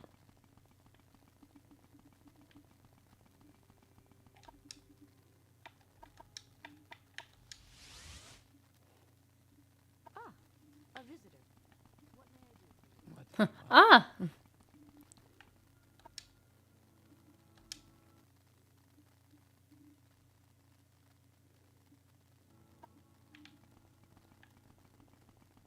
Do you need something?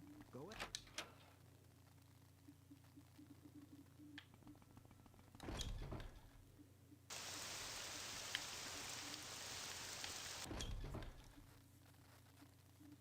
The upper waste works.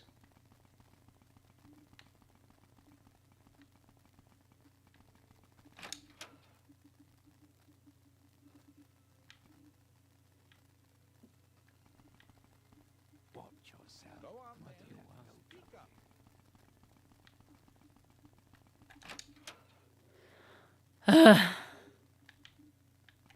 You may speak.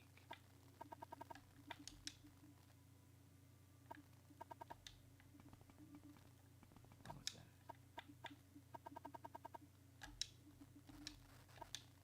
Please go ahead. Speak. What's that?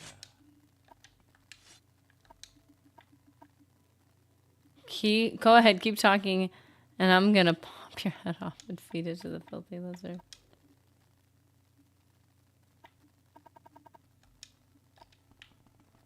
Is there something you need? Is there something you need? If you don't get lost, I'm gonna hit you and that filthy lizard so hard that when you finally hit the ground, your clothes will be out of style.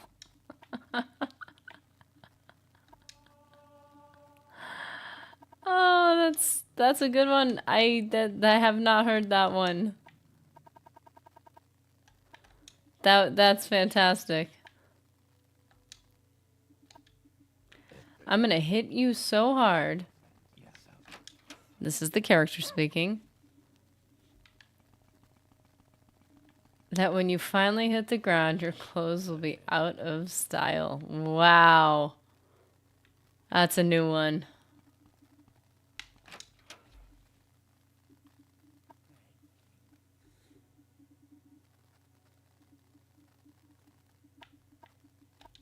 Blessed we are. Whoa. Okay. Let's see if we can't get the... We'll start recording. Save it. Oh, please don't give me another... If it gives me another problem, we'll just have to let it go for now, and then... I'll have to try again later.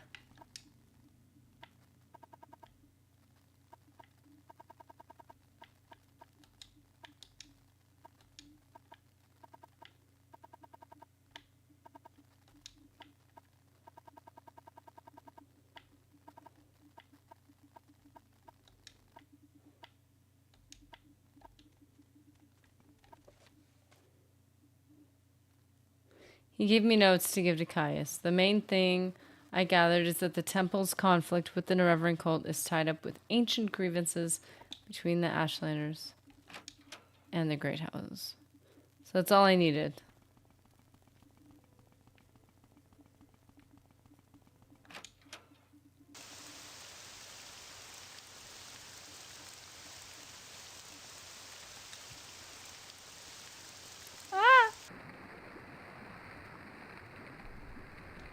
You ever play the multiplayer Morrowind? Just throwing it out there if you ever want to play co-op, messing around with that. How do you do that?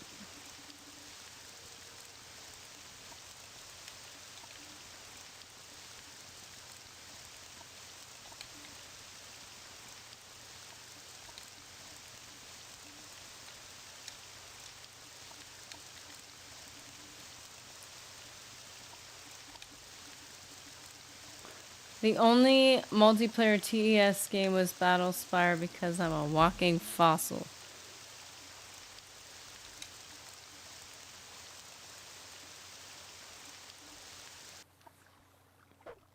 I mean, it sounds cool.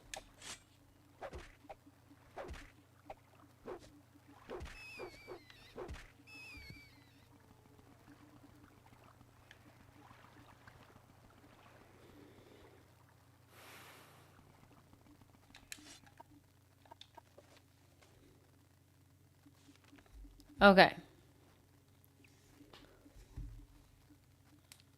Speak with Adherenir, a Khajiit Thieves Guild operative in St. Olms.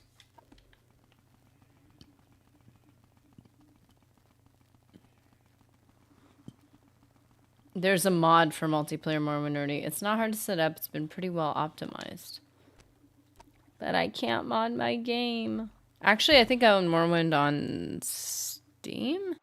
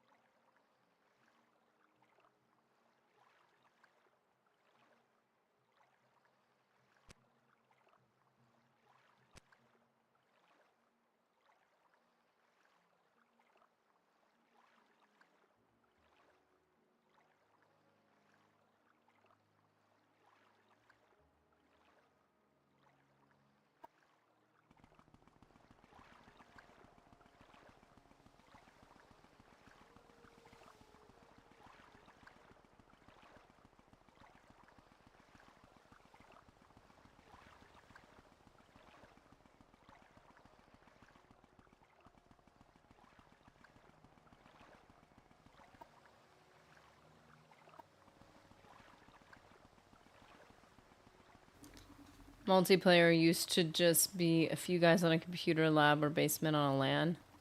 Dude, that's co-op now. I remember that transition when all of a sudden multiplayer meant online multiplayer. I'm like, that's not what multiplayer used to mean. Oh, this might not be easy to find.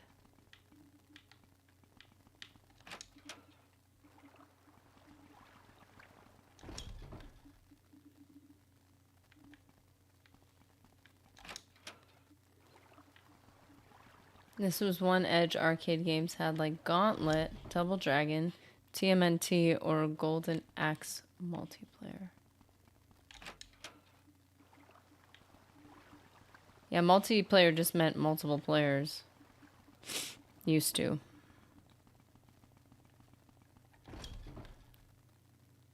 I never had multiple devices to even play that way.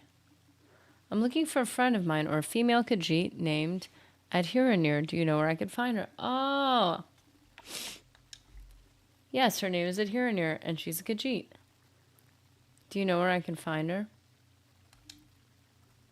Wait, does that mean it? Oh. Any time now. I'm always afraid of someone who's like, ah, it's my friend. Right, is it your friend?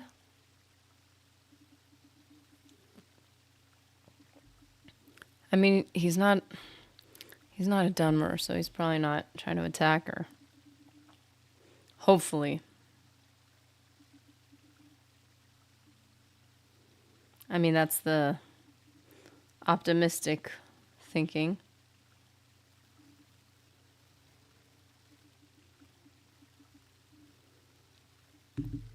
Okay.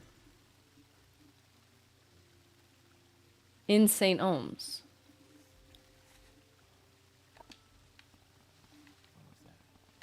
Trying to find her too. You couldn't be more of a Fed unless you had the GI cut, shades, and khakis. Yeah, something feels weird about that, right?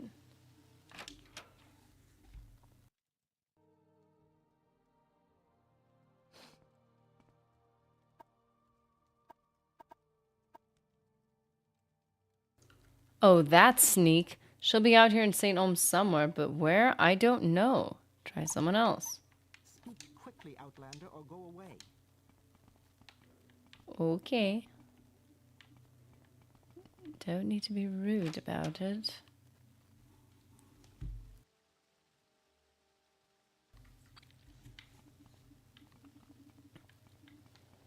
We're watching. I'm kind of thinking Lower Wasteworks is where we're likely to find her.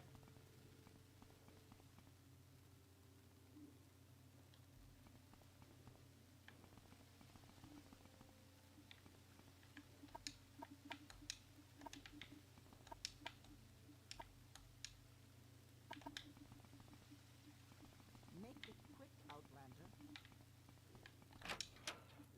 It's funny the game includes a lawman infiltrator. Art imitates light, imitates art.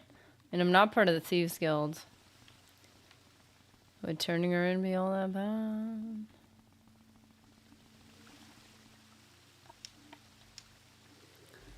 A census and excise agent has been prowling the canton. And this agent, whose name is Duvianus Platorius, has been showing an interest in Adhiranir. So my guess is that while this agent is making his appearance, Adhiranir will be hiding in the underworks. Swims pretty good for a kitty. Gets her inspiration from the census and excise, I reckon. Look for the trapdoors down from the canal works level. Okay.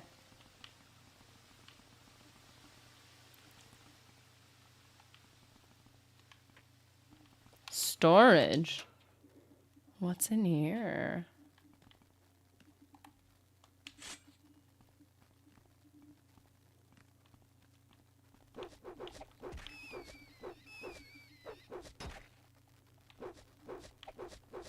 Come on, short plate skill.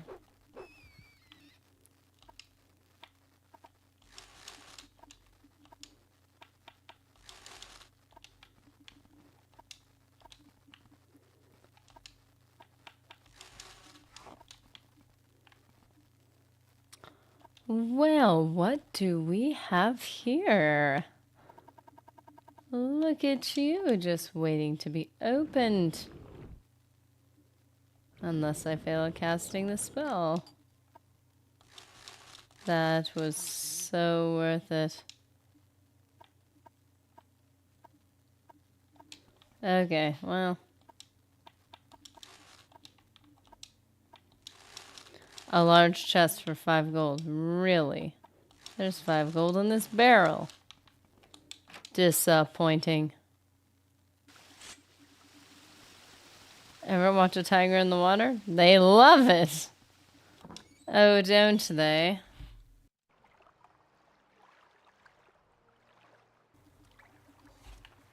Well, what do you know? You wish to speak? Great. So Caius has says to you, speak with Adhiranir, and you have done this thing. You are speaking with Adhiranir, but Adhiranir will not talk to you about the Reverine or the Sixth House cult. And because why? Because Adhiranir is, at this moment, very distracted by a nice census and excise agent who also wants to speak with her. You do not know this. They are collectors of the Emperor's taxes and tariffs. The Emperor has outlawed trade in many things, like Dwemer artifacts and ebony. Well, that's not good. And the agent will enjoy being a pest about such things for several reasons. He's not your favorite person. If you want her to help you, maybe the bad agent will go away, then she will tell you things.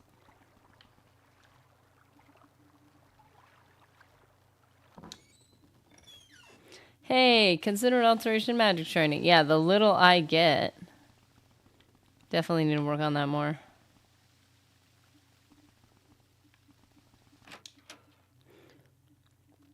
Okay, we're on the east side of the Wasteworks.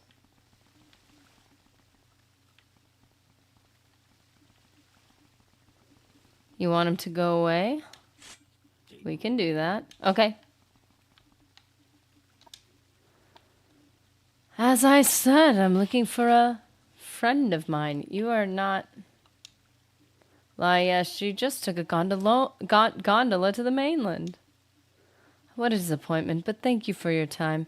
It was just heading back to the mainland myself anyway, and maybe I'll run into her there. Oh, it just so happened.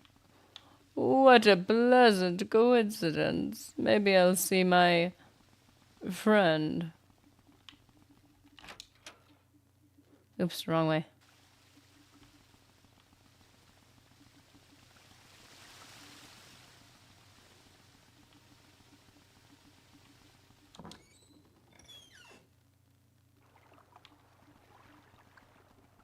I have not been followed. So, are you the one at Adhiranir must thank for getting rid of the annoying... How would you even know that? Indeed, Adhiranir is very glad to see you speaking of yourself in the first person. Elise is much nicer than I am. Oh, you want the taxman gone. Thwack, pay bounty. All done. The card was right there. And I am easily scared. I'm very happy to tell you a friend of my good friend Caius and all about the Sixth House cult. And Adhiranir knows nothing about the Irreverent, but Adhiranir is happy to tell you that too. If it makes Caius happy, ask away, friend Elise. I am friend Elise. Maybe we could use you. Talk to Gentleman Jim Stacy. What a name. In Simeon Frailini's shop. A very standard name next to a very complicated name. Okay. Adhiranir knows about... this Adhiranir knows about because it's about smuggling. Some smart smugglers are suddenly too busy for their old clients because they have a new employer, the Sixth House, who pays very well. But what do they smuggle now? Adhiranir doesn't know because they are very secret. And this is odd because these smugglers are always loud and bragging. And now they hush up like fat-bellied kitties full of sweet meats.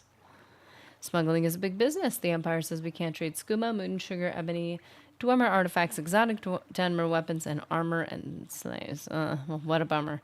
So smugglers trade these things. Smugglers also smuggle grief, sheen, and sujama to avoid imperial tax. And now the Sixth House hires smugglers. Though what they smuggle, Adhiranir cannot say.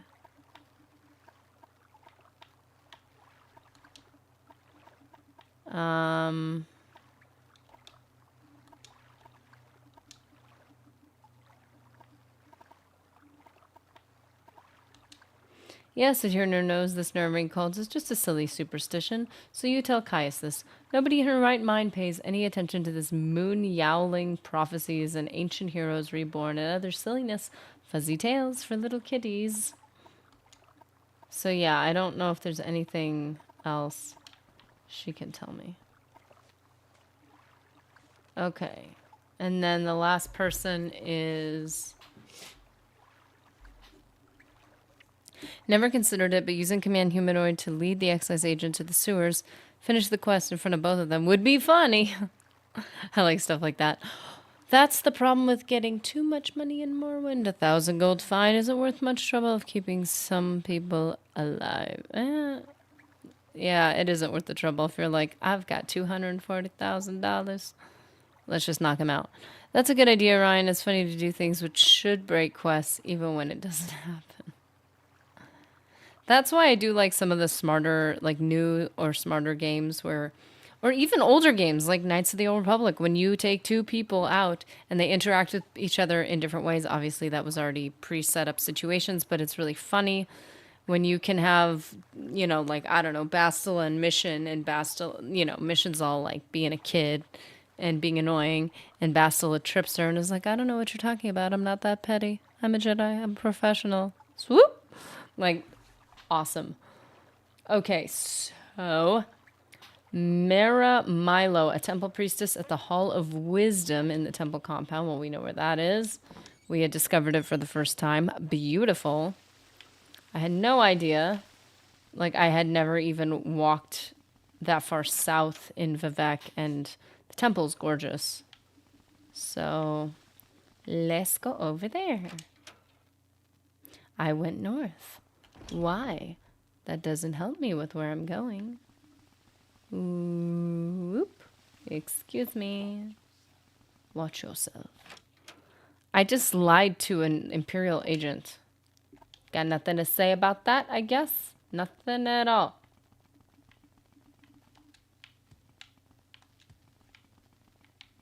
Whoop, whoop, whoop, whoop, whoop. So pretty. A little scary, but so pretty. Whoa, shadows. Shadows perfectly cast. Where's that slave? Here not long ago. Oh, boy. Bastila and Mission, do you enjoy suffering? That's one good thing about Zalbar. He's the strong silent type. That's a great thing about this guy. He doesn't talk. Maramilo, isn't she the librarian at the Library of Vivek? That's here in the Vivek Temple Canton, in the Hall of Wisdom section. That's the lower levels on the eastern side of the canton. It's a bit of a maze in there. Just keep looking. More mazes. I can't do it. Don't have the endurance or patience or strength of character.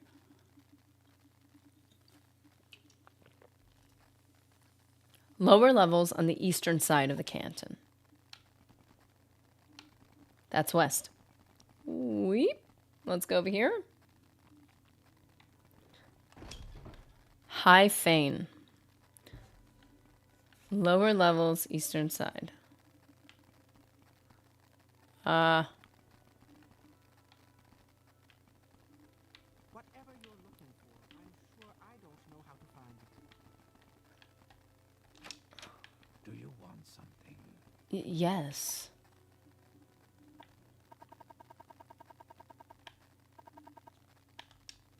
Hall of Wisdom and Hall of Justice contain the executive, administrative, judicial, and martial operations of the Tribunal Temple. They're in the Temple Canton of Vivek. Oh.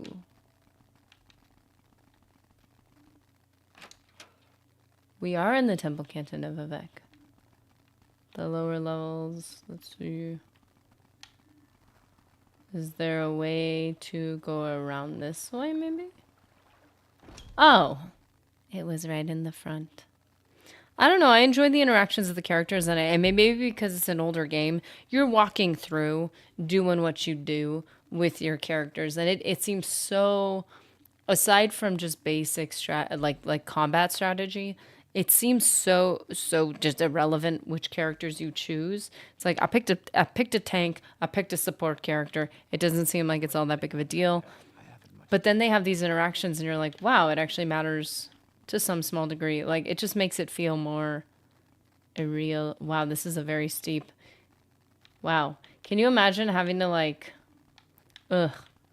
Like imagine having to like go to bed at night and your room is up here and you're like, I'm exhausted. Got it.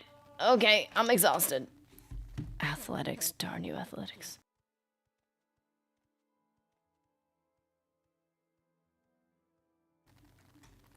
I always hear the narrator of the 80s Super Friends cartoon, meanwhile in the Hall of Justice, talk about iconic voice acting. Oh, Jimmy Invictus told me to look up something called Industrials. Like introductory, I think it had to do with introductory voice acting. I did not find anything on it, so I don't know entirely what I'm supposed to be looking for. But I'm interested. Out or hit the road. What was that? Rude. Yes, I'm Mara Milo. Kaya sent you? Follow me to the back of the library. We can't talk here. The fact that characters actually move and like there's discretion and other type of stuff, like I like that on its own provides so much realism. I like Jolie, but I think almost everyone does. Oh man, he's like the understated, like best character. And I can't say he's underrated because I agree. I think everybody loves that character. He's interesting. And I think he introduces some of the not I don't want to say deconstructionist thinking, but he kind of is a good gateway into Kreia. And I know people either think Kreia is mad annoying or very interesting. And I just think, again, if you're looking at it from like a writer's perspective and from like a, not theology, but like, you know, the philosophy of Star Wars, like, oh man, oops, sorry. I think she presents very good ideas, and as from the writing of the story, I think that's good deconstructionist, you know, discussion and thoughts and ideas. And again, I know. It's like you're just like these people understand Star Wars, and then you watch episodes 7, 8, 9, which are not Star Wars, but we'll just call them Disney episodes 7, 8, 9. Oh man, they don't understand Star Wars like at all. As a fan movie, it would have been amazing. Like a little fan flick. You'd have been like, oh, that was kind of a fun experience, but that's not canon. Did I hear my name? Oh, Mr. Jimmy Invictus, you heard your name. We were talking about you. Everybody be quiet now. He's here. Did you hear everything? Were you lurking? No, I wasn't. I was saying, yeah, I don't know. I looked up industrials and I wasn't sure exactly what I was supposed to look up, but I was trying to look up entry level or different ideas with voice acting, and I wasn't seeing very much. Very convenient that I have some chest congestion, and I'm like, now my voice sounds really gravelly. Like, bad timing. But still, go ahead. I'm afraid I don't know anything about the Sixth House cult, but I can tell you about the Nerevering cult. That would be fantastic. The temple worships Nerevar as a saint and hero, but prophecies of his reincarnation are punished as wicked heresy. The Nerevering cult claims the tribunal are false gods, hence the temple's persecution of the Nerevering cult. A group of the dissident priests disputes temple doctrine on the Nerevering prophecies. The prescribed book, Progress of Truth, describes their beliefs. Get a copy of Progress of Truth. Oh, get a copy of Progress of Truth for Caius Cosades. Could we get that at Jobash's Rare Books? That will tell him things he needs to know about the Nerevering cult. Speaking of Star Wars, Jabasha sounds like a Star Wars name. Okay. So, Progress of Truth. The Ashlanders have a mystical tradition of interpreting dreams and visions as prophecies. Well, that would have been helpful. I get weird dreams. These prophecies are recorded in verse and may be lost or garbled over the generations, but the dissident priests have collected many ancient prophecies of the Nerevering, many of which they believe to be genuine. Collectively, these are called the lost prophecies of the incarnate. One of the sacred missions of the dissident priests is the collection and study of these prophecies. Yeah, Jolie is the gateway drug to the whole gray Jedi thing, which, in my opinion, is the mamby-pamby fence-sitter view. It's a good versus evil story. Pick a side. Well, yeah, I mean, given the very black and white nature of Star Wars, but I think having things like gray Jedi if written well, is very realistic to real life. And it makes the world more real. Because if it's too black and white, it just becomes a little caricature of reality, which, if it's meant to be that, is totally fine and can be done very artistically and very well. But I think having Grey Jedi, when it's not just becomes another cliche, can be a very interesting point of like discussion on the, again, more almost like theology of Star Wars. And it can provide a look into if somebody really understands it. And it's like, oh, you actually listen to the story. It's the same thing that same problem people have with the Lord of the Rings show, which I have not seen. Part of it was defiance. Part of it was lack of access, and I wasn't willing to pay for it, because of course not. But like, it's like when you understand, when you know the story, when you know the writer of the story, the heart of it, it's like you can expound on it well, hopefully, if you've got all the other skills to do so. But when you don't, as a baseline, it doesn't matter how good of a writer or whatever you're doing. I don't care how amazing the graphics and the characters and the acting and it's like, but you didn't get the story. Industrials cover things like instructional films, science documentaries, etc. Okay. Because I was looking it up and I wasn't finding anything specifically. It was more like introductory, like sign up for our group and then you can try to get jobs. And I'm like, but everybody's going to promise you jobs. It's like, I don't want to just sign myself up for... I know, I was kind of interested. I think I would do it just to see where it went. I just don't want to sign up for one of those things like when you do like any type of job listing, what do you call it? Any type of site that does jobs, and then it come to find out like they're so overpopulated that you don't really get anything. But you know.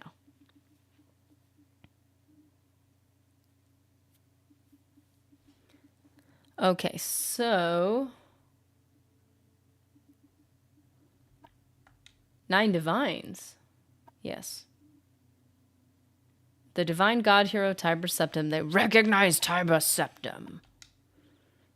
The book lists the disputes of the dissident priests with the tribunal temple doctrines. The temple has outlawed the sale or possession of the book. What? So it could be hard to find. We have a copy here, but I fear I'm being watched by ordinators here. A safer plan would be to search at local booksellers. Some booksellers ignore temple bans on outlawed books. You would think that Jabasha... He's a Khajiit? Might not care. So we'll go to him first. Okay, so you said instructional films, science documentaries, etc. Wasn't there the whole thing with what's his name, who was in The Hobbit, who did a science documentary, but he couldn't pronounce penguin, so he said penwings or something? It was so funny. I probably wouldn't have even picked up on it. No, some of the pronunciations, though, within it were really funny. I've only seen clips, but...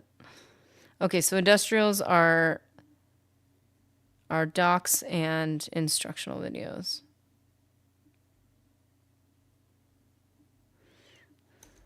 To be fair, everyone is being watched by the ordinators. We're watching you, scum. Yeah, they're so condescending. I wonder if I was a Dunmer, if they would treat me so disrespectfully. I guess it depends on which bad effects you want. Wait, let's see. Ibuprofen is an NSAID. Acetaminophen carries risk to your liver and kidneys. I'm a willow bark tea guy, but herbal remedies also carry risk. Mr. Nerdy is very much an herbal guy. It's so funny too because you have this mix when you have like really manly men. I've noticed either the concept of herbal remedies is like the most like, oh, that's so like it's so like hippie and feminine and stuff, and they either hate it or they love it because they're like, I'm an earth guy, we use the earth to feel better. And you're like, hey, you know what, the fact is if anything works, this is my opinion, because Mr. Nerdy is very good with supplements and stuff like that. He knows so much. So if I ever have a problem, I can ask him a question. He's like, "Well, try this, then try this, and I'll research the rest." And I'm like, "This is great." Because honestly, some herbal stuff really does work better, or actually deals with the source of the problem, not just the symptoms. So I'm all for it. But my opinion is like, if a supplement, whether natural or synthetic, it doesn't matter. If it actually works, that means it's actually affecting your body. And if it's actually affecting your body, it means it can have negative side effects. I don't care what it is. So I'm the type of person that I just switch between multiple things. So I'm hoping that I get the temporary effects I need in the moment. Obviously, that's what temporary means. And then the long-term side effects of any one thing, provided they're not like, don't have conflicting side effects. Hopefully, I'm trying to avoid. I'm definitely in the second camp, use nature. It's so funny how it's so opposite too. That one topic I've noticed, if people either talk about namby-pamby, the people are either like, oh, the you're drinking tea, what a silly thing to do. How girly. And you're like, what? Like, no, this stuff, like, where do you think the medicine comes from, man? Like it comes from nature. They just like concentrate it, or they do certain things to it. Hopefully they're purifying it and making it better. But if something's more intense or better, whatever you want to call it, that also means whatever the negative side effects are can be that much stronger, or they can have other problems, you know. Yeah, I think as much as possible, when you use nature, hopefully your body processes it in a better way, so long term you're not dealing with the same stuff. But I had a problem that would have required antibiotics. Like, it was a problem. And I told him, I was like in pain. I was like, "Listen, if this tea works, I will swear by it." And that was what, 10, 15 years ago? And he's like, "That's right. It worked." I'm like, "Okay, you know what?" A lot of it had to do with tea has a ton of water in it. And if you're drinking a ton of it, it could flush out a lot of problems. So that is part of it. But it's like, no, the fact is like, I didn't have to go on something that would have made me sick for weeks afterward. You know what? I will swear by the tea. Invictus Nerdy, let me put it thusly. Record yourself doing an audio clip of an Animal Planet documentary. See how it goes. Suggestion, make up a short documentary on the wildlife of Vardenfeller Cyrodiil. Are you serious? Oh, Invictus, that's such a cool idea. Oh, that would be kind of cool. Hey, it's basically nerdy ASMR, and we've been talking about that for like years. The trick is to know if you're convincing yourself it works. Placebo. Yes, that's the other thing. I am very susceptible to placebo, and also not only am I aware of it, but I harness it. Because my logic is, if I have a problem and it can't be easily fixed, I'd rather fix it. I'd rather convince myself it's fixed, because a lot of, like, even just think about stress. Like, if you've got stress headaches, and the headache is giving you more stress, then the headache gets worse. And if you take a placebo and you believe it works, it lowers your stress levels and the headache may just go away. So even stuff like that. Sometimes I know that I just need something to affect me mentally. And so there are things I take where I'm like, you know what? It's probably a mental thing. But if it's making me do good things in my life and it doesn't have negative side effects, I'll do it. I can convince myself, too, of things that are healthy. I love that. We're more affected by our mindset than we believe. I totally agree with that.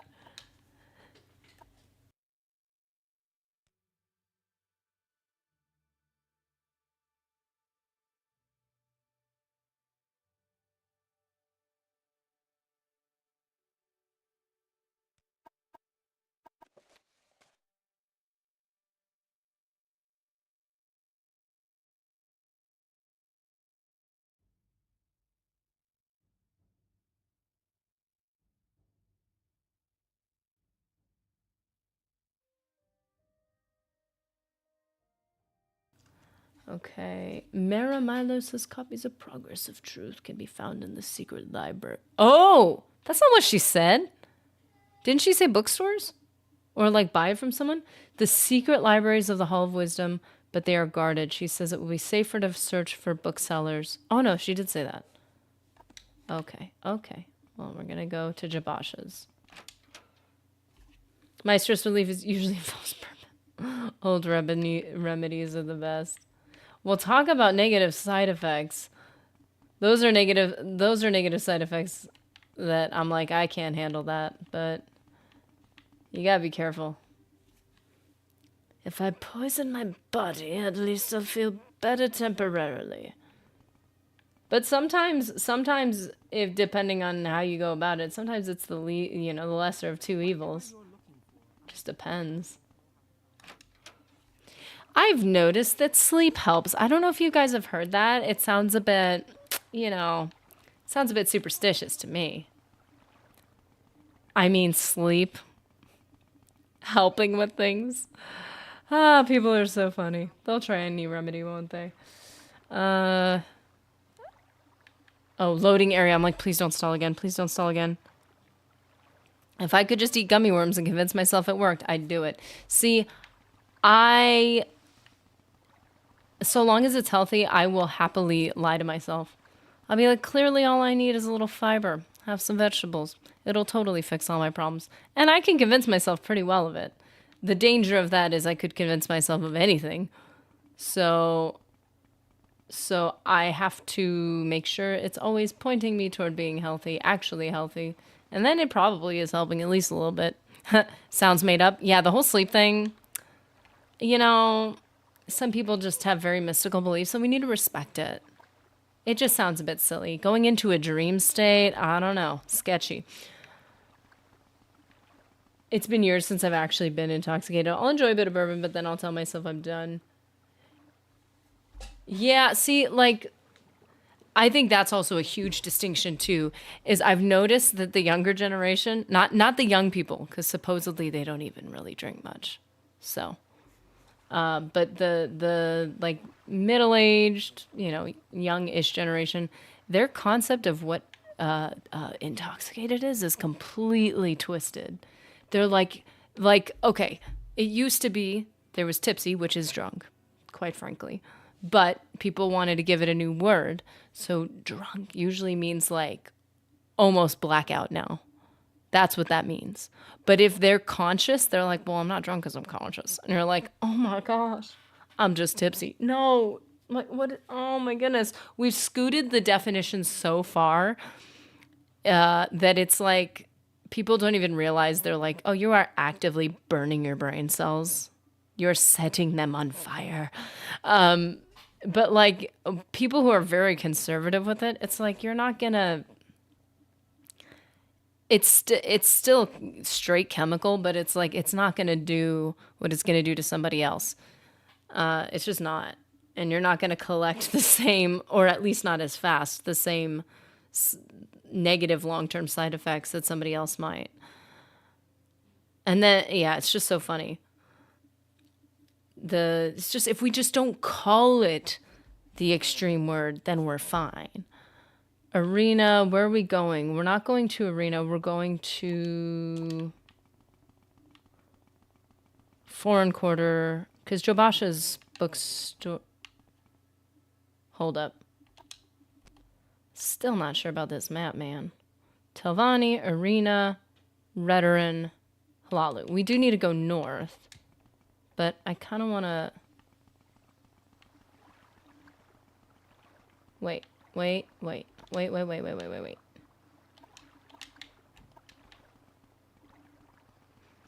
It's right there, right? Hey, if RFK can have a brainworm and lead an agency, I'm not losing sleep over a brain cell death from an occasional nip. Yeah. Or like, for instance, you know what I noticed? And again, this is probably a younger person problem. I've noticed that what people do is they will fill a glass and call it one shot. Or they will sip on a basically like a double thing. What do they call it? They have a name. There's a name for it. Which is the equivalent of 2 drinks, and they'll call it, oh yeah, I only had 1. Yeah, because it was in 1 can, a giant can. That is not 1 drink. That is 2 drinks. Like, people are so deluded. And so it's like, if you're like, yeah, I have a sip of something every once in a while, and I'm more than self-aware, it's like you're going to get the benefit and hopefully none of the negative, and that's like the best position to be in.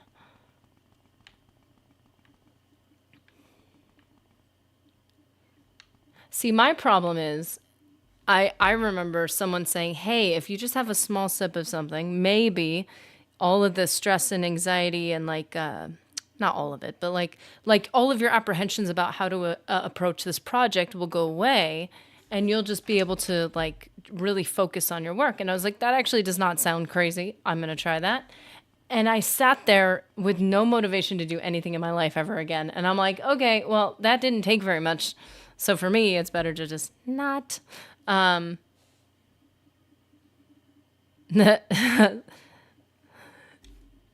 Wait, an ordinator is in Jabash's books. Said we are. What? He's in the bookstore? Bro, where's your secret books? Eat you. Okay. Eat you. What? Did he say to greet you or eat you? Listen, dude, that Dunmer made a joke about destroying me and feeding me to the Khajiit. And I was like, huh, you're crazy, man. What an insane thing to say. I apparently wasn't that insane. Okay. Oh,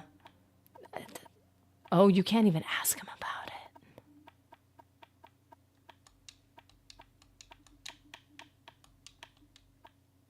Julia's here. None of that stuff is stuff. You can't get it here. Do I have to steal it? The Firmament, House of Troubles. It's something of truth. Progress of truth. Can you get out of here, man? Watching you. Yeah, go watch somebody else. I'm trying to find something that you don't want to know about. Or that you do want to know about and I don't want. The Pilgrim's Path. Are these alphabetized? I'm not finding it. Can you go away? On Oblivion.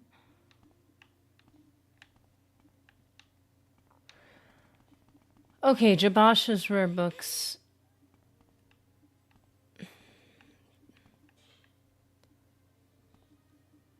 House of Troubles.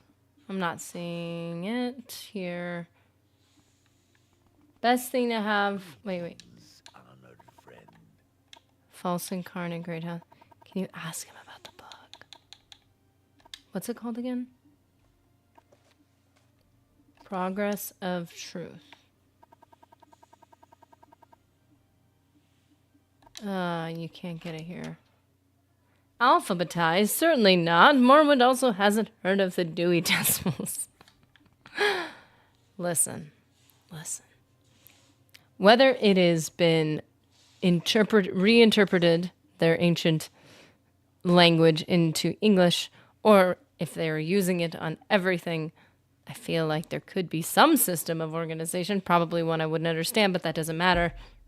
I want everything to be done the way I like it. And I'm going to impose that on everyone who lives in Morrowind. Where would I even look for this book? For this quote-unquote book? I thought for sure he'd have it. Who would have it? The best thing to have is someone who can help a person moderate it. Huh. Yeah. Yeah, I'm just... Well, it's funny because it propagates itself. You have a sip of something, your inhibition, and you're like, you know what, there's a reasonable way to go about this. I think there's, I'd like to go about it in this way, but then your inhibitions go away as soon as you have it. So it's like, as you have more, you're convinced to have more. But some people handle it well. Speak, traveler. I don't come across that often, but I know it exists. Who would have a forbidden book?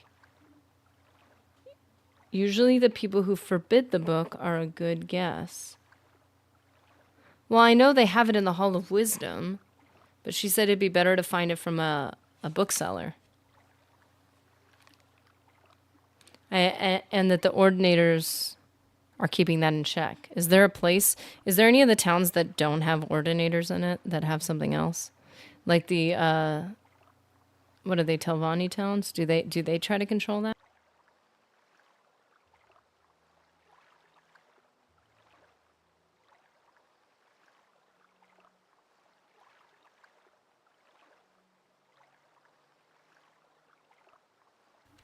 Like if we went to Aldrin, would that be a good place to look? Or does it not matter what type of guards they are?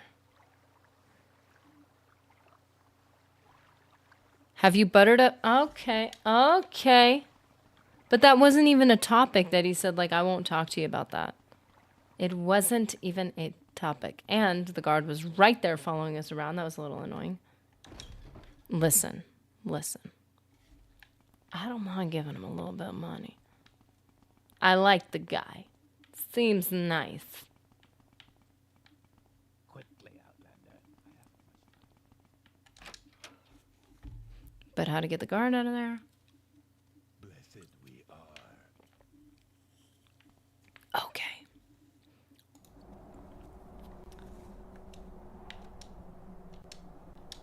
I'm gonna make sure, yeah, we're still recording. Oh, that's because we had the problem. I'm gonna start a new recording.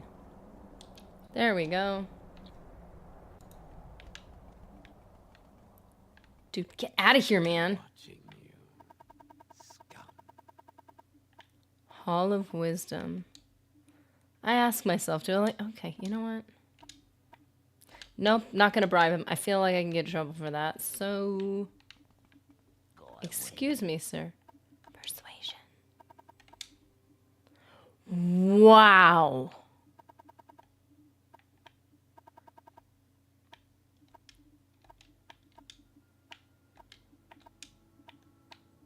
I mean, we could just check. It doesn't have to be a topic for it to be in his inventory.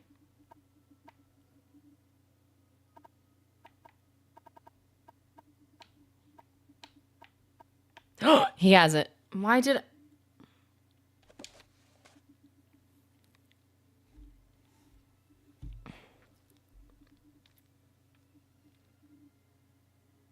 I'm gonna save scum. I'm sorry. Wait, no. Wait.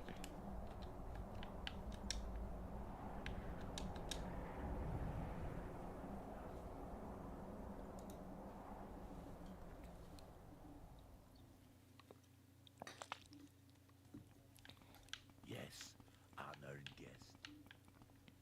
I don't think we've had any... We haven't had any more problems with...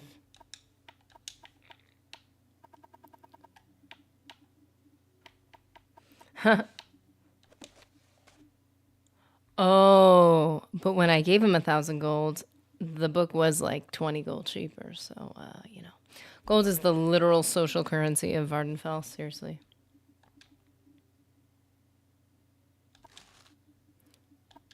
Oh, so I didn't even... Wow. Why didn't I just check his inventory? I just assumed it had to be a topic of conversation. And the guard never knew any different.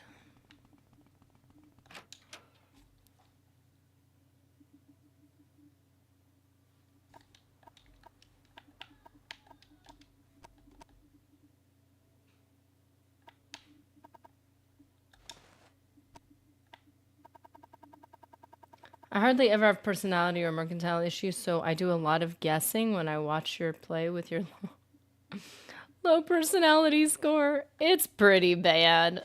It's really bad. It's like, why do you have these problems? Carry weight's bad, nobody likes you. You hoard stuff. Cannot relate.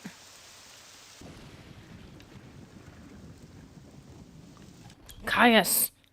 Caius! A pleasure to meet you. Yes, I'm here to discuss orders.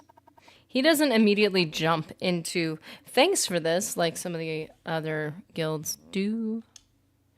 I have a report, and I'll make copies of your notes from Julia and the Progress of Truth. Give me time to read and digest all this. In the meantime, I'm promoting you to journeyman. Wow, I really haven't done much of the main quest, have I? You're doing good work, and here are 200 drinks. Go out and treat yourself to a new pair of shoes and go do some jobs for the guilds or other freelance work and just keep your cover story current. Or get some training. Then, when you're fit and rested, come back and I'll have new orders for you. I took that instruction way too seriously. So, I gotta go buy some shoes. Who's watching me?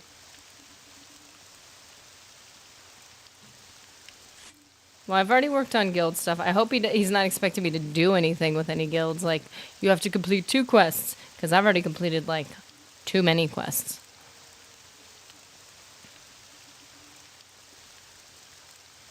What, you're not going to be like, I'm a sleeper.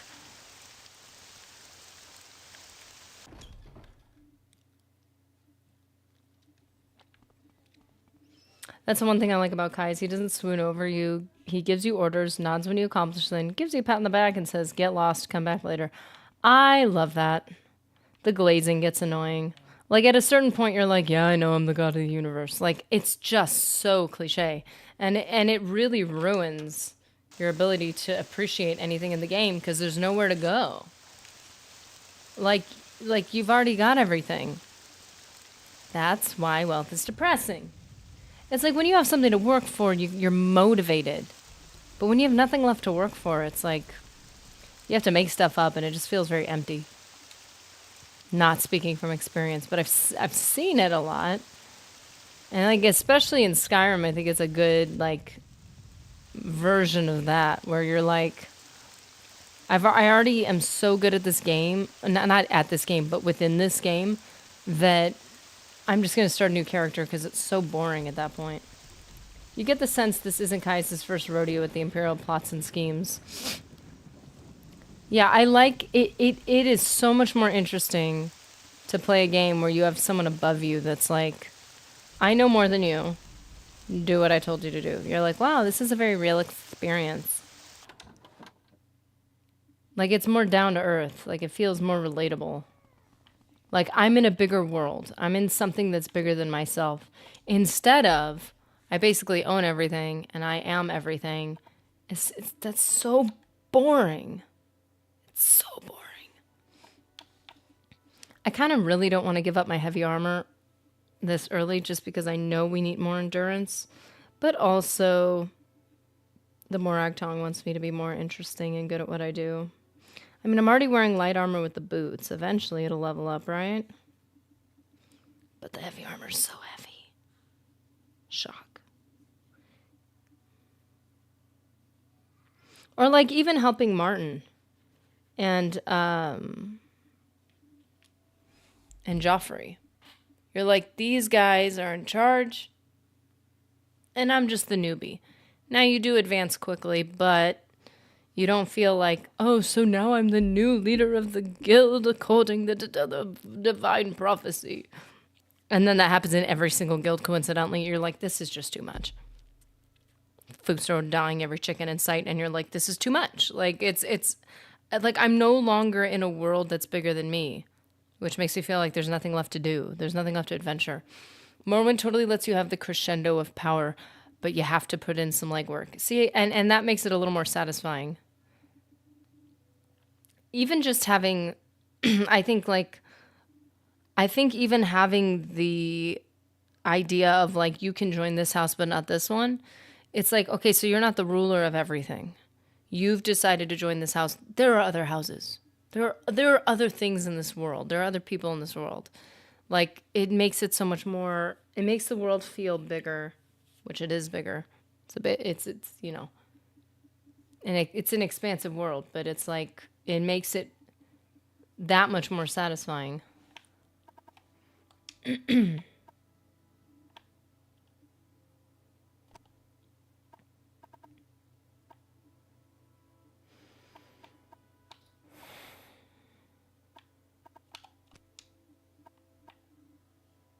The pauldrons look really cool.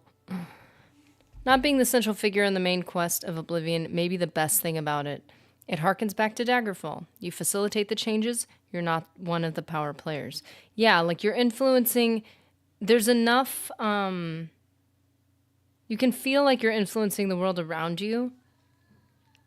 But again, it's still bigger than you. If you have someone to look up to, you have somewhere to go. If you don't, you've kind of already made it and you don't know where else to go, and it's just like meaningless. And Skyrim feels like that. You're like, I finally got this perk, and you're like, now what? Like you just lose all meaning in the game. And life can be like that. But yeah, it is one of the best things about Oblivion, and one of the things that between the two games, Oblivion and Skyrim, I praised about Oblivion is like that's why I mean, ignore the fact that I played it first and there's more nostalgia. That's why I like it more. Like I don't want to be the main dude. That's so unrealistic. It's too coincidental, and it just makes it feel like nothing means anything. I'm the main dude anyway. What matters?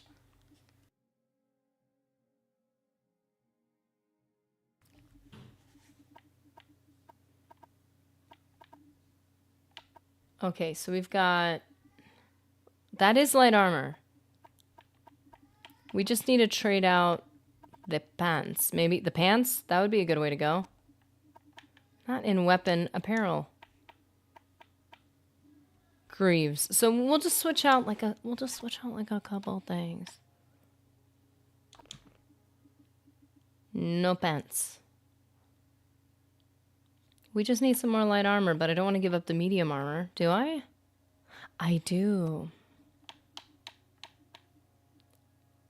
Gauntlets and bracers with like the same slot, right? I think so. The helm would be funny. Wearing this? Yes. No, but I don't want to lose my heavy armor. No. I'll give it back. So we need to buy enough. Gamers being gamers, we get there anyway.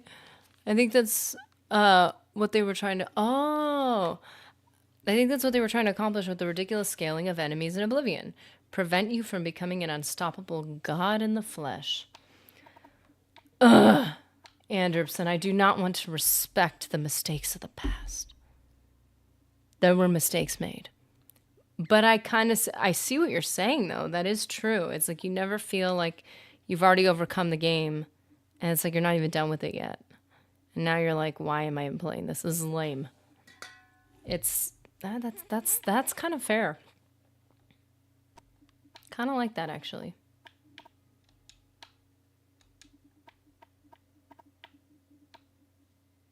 I got my bowl.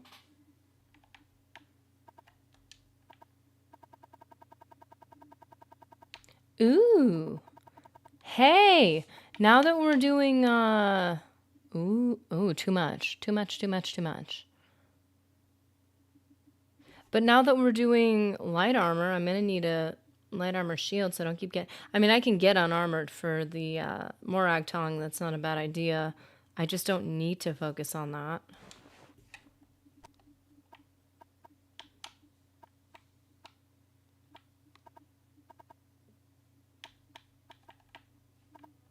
Zenithar's Wiles. I do need to give these, I think, to Enno or talk to him about them.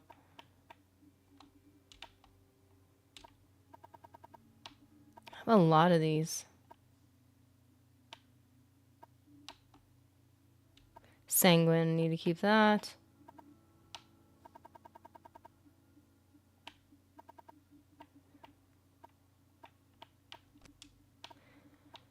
In Star Wars The Old Republic MMO, you can be on the side of the Sith and play only light side actions. This is hilarious as it causes a mental breakdown of quite a few Jedi. That's hilarious. So like they're actually reacting to your choices and your behavior. That's pretty crazy. That's actually pretty cool. I'm kind of into that.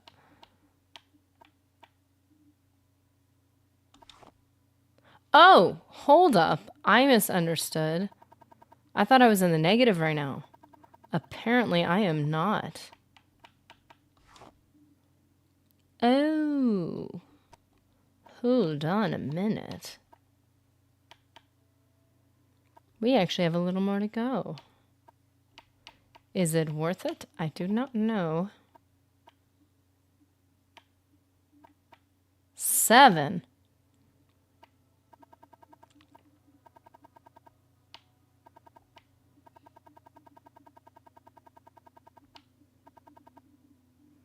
Exquisite shoes.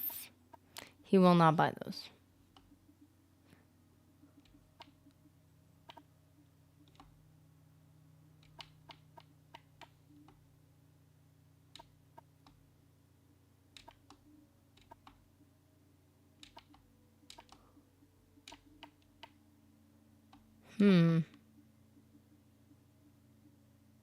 Reflect 20 to 30 seconds for 6. That's pretty good, but I'm not going to wear it. Let's be honest. What am I wearing right now? Fortify health, constant. I am never going to trade a constant effect for a cast spell. I have too many spells to cast and I don't remember to use them all. This is too expensive though. Wonder if there's something I could trade for it.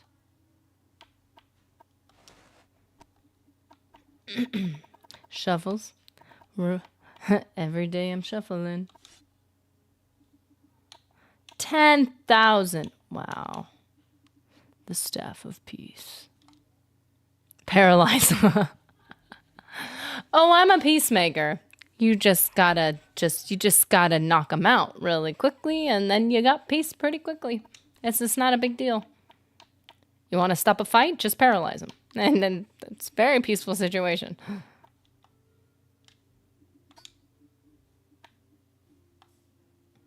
Sanguine belt of sure flight. Oh, I keep thinking sure flight is like getting shot into the air, and I'm like, oh no, that's the arrow. That makes so much sense.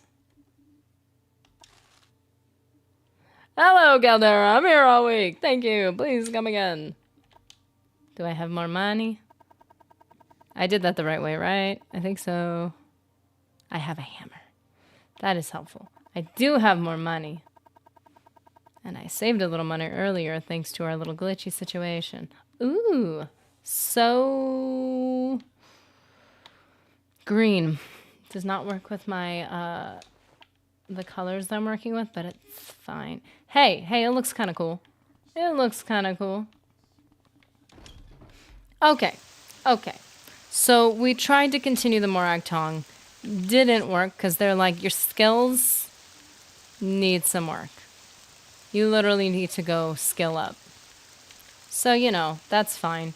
So we moved on to the main quest line, I think it's called. I know, I didn't even know that existed. It's a really interesting story, actually. So I think we're going to keep pursuing it for a while. I would like to join a great house, though. But I think we're just going to skill up and make sure to finish the Morag Tong, get that completely out of the way. And then we'll be able to join our great house, Redoran, and see where those quests take us. All the while, keeping in mind the main quest. Come on, we gotta work on this short blade. Or, we can go for the other one. Wait.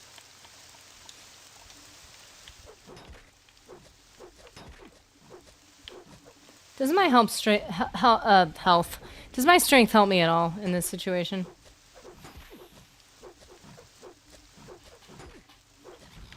Oh, we have a little friend. How nice.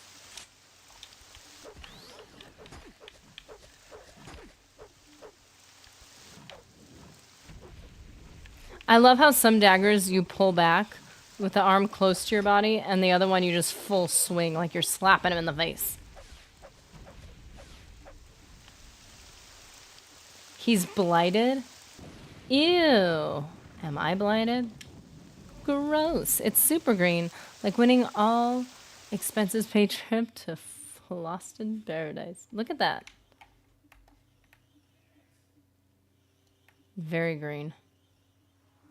As green as I was when I started this game. Today we had Jimmy Invictus, Puddin' Pop Palpatine is back, Nully, Phoenix, Tempe Builds, and Tempest Moons on YouTube and Twitch respectively, joined our order and is now a nerdling. Ryan Nowicki, David Ricker Jr., Mr. Anderson, and we had Sheila first in chat. Good to see you, Sheila. I hope all is well. Birthday coming up. Just saying, we gotta acknowledge it. I know it's painful. I know it's annoying. We gotta acknowledge it, of course. So that she said, well, when did she say it was? It was like in the first, it was in the first bit of chat, but she said like in a few days. So like, dude, 3 days. 3 days. Trying unsuccessfully to slow that clock down. That clock ain't slowing down, dude. So Thursday we will all say happy birthday. I guess a day ahead of time, but I'm good. You know, it's good. It can be good. Birthdays can be a good thing. Mr. Anderson had one. But we shall not speak of such things anymore. We have already acknowledged it, and we have moved on. So. We are not older, we are just acknowledging time that has already passed. That actually sounds worse. Okay, I'm sorry. It's a good thing. It's a happy thing, man. Friday. Yeah, Friday is her birthday. So we'll all make sure to say happy birthday, especially on our Thursday stream in Morrowind. Tomorrow, I will see our Legionnaires, and we shall come together. We have gotten our lightsaber. We have gotten more crystals, including black crystals, just to be super on the nose about it. And our face is totally decaying. We are becoming fully dark side. Put a Pop Palps would be proud. And what are we doing next? Oh, I think we're doing all the side quests of Dantooine. Some of which, there's a little drama here, there's a little combat there. Some of it required us to have our lightsaber already because, quite frankly, some of them get a little difficult. So we're going to be dealing with that tomorrow, handling business. So I will see you guys. I will see all of you Thursday. I will see our Legionnaires tomorrow. And I hope you guys have a really, really good one. I'll see you in the next one.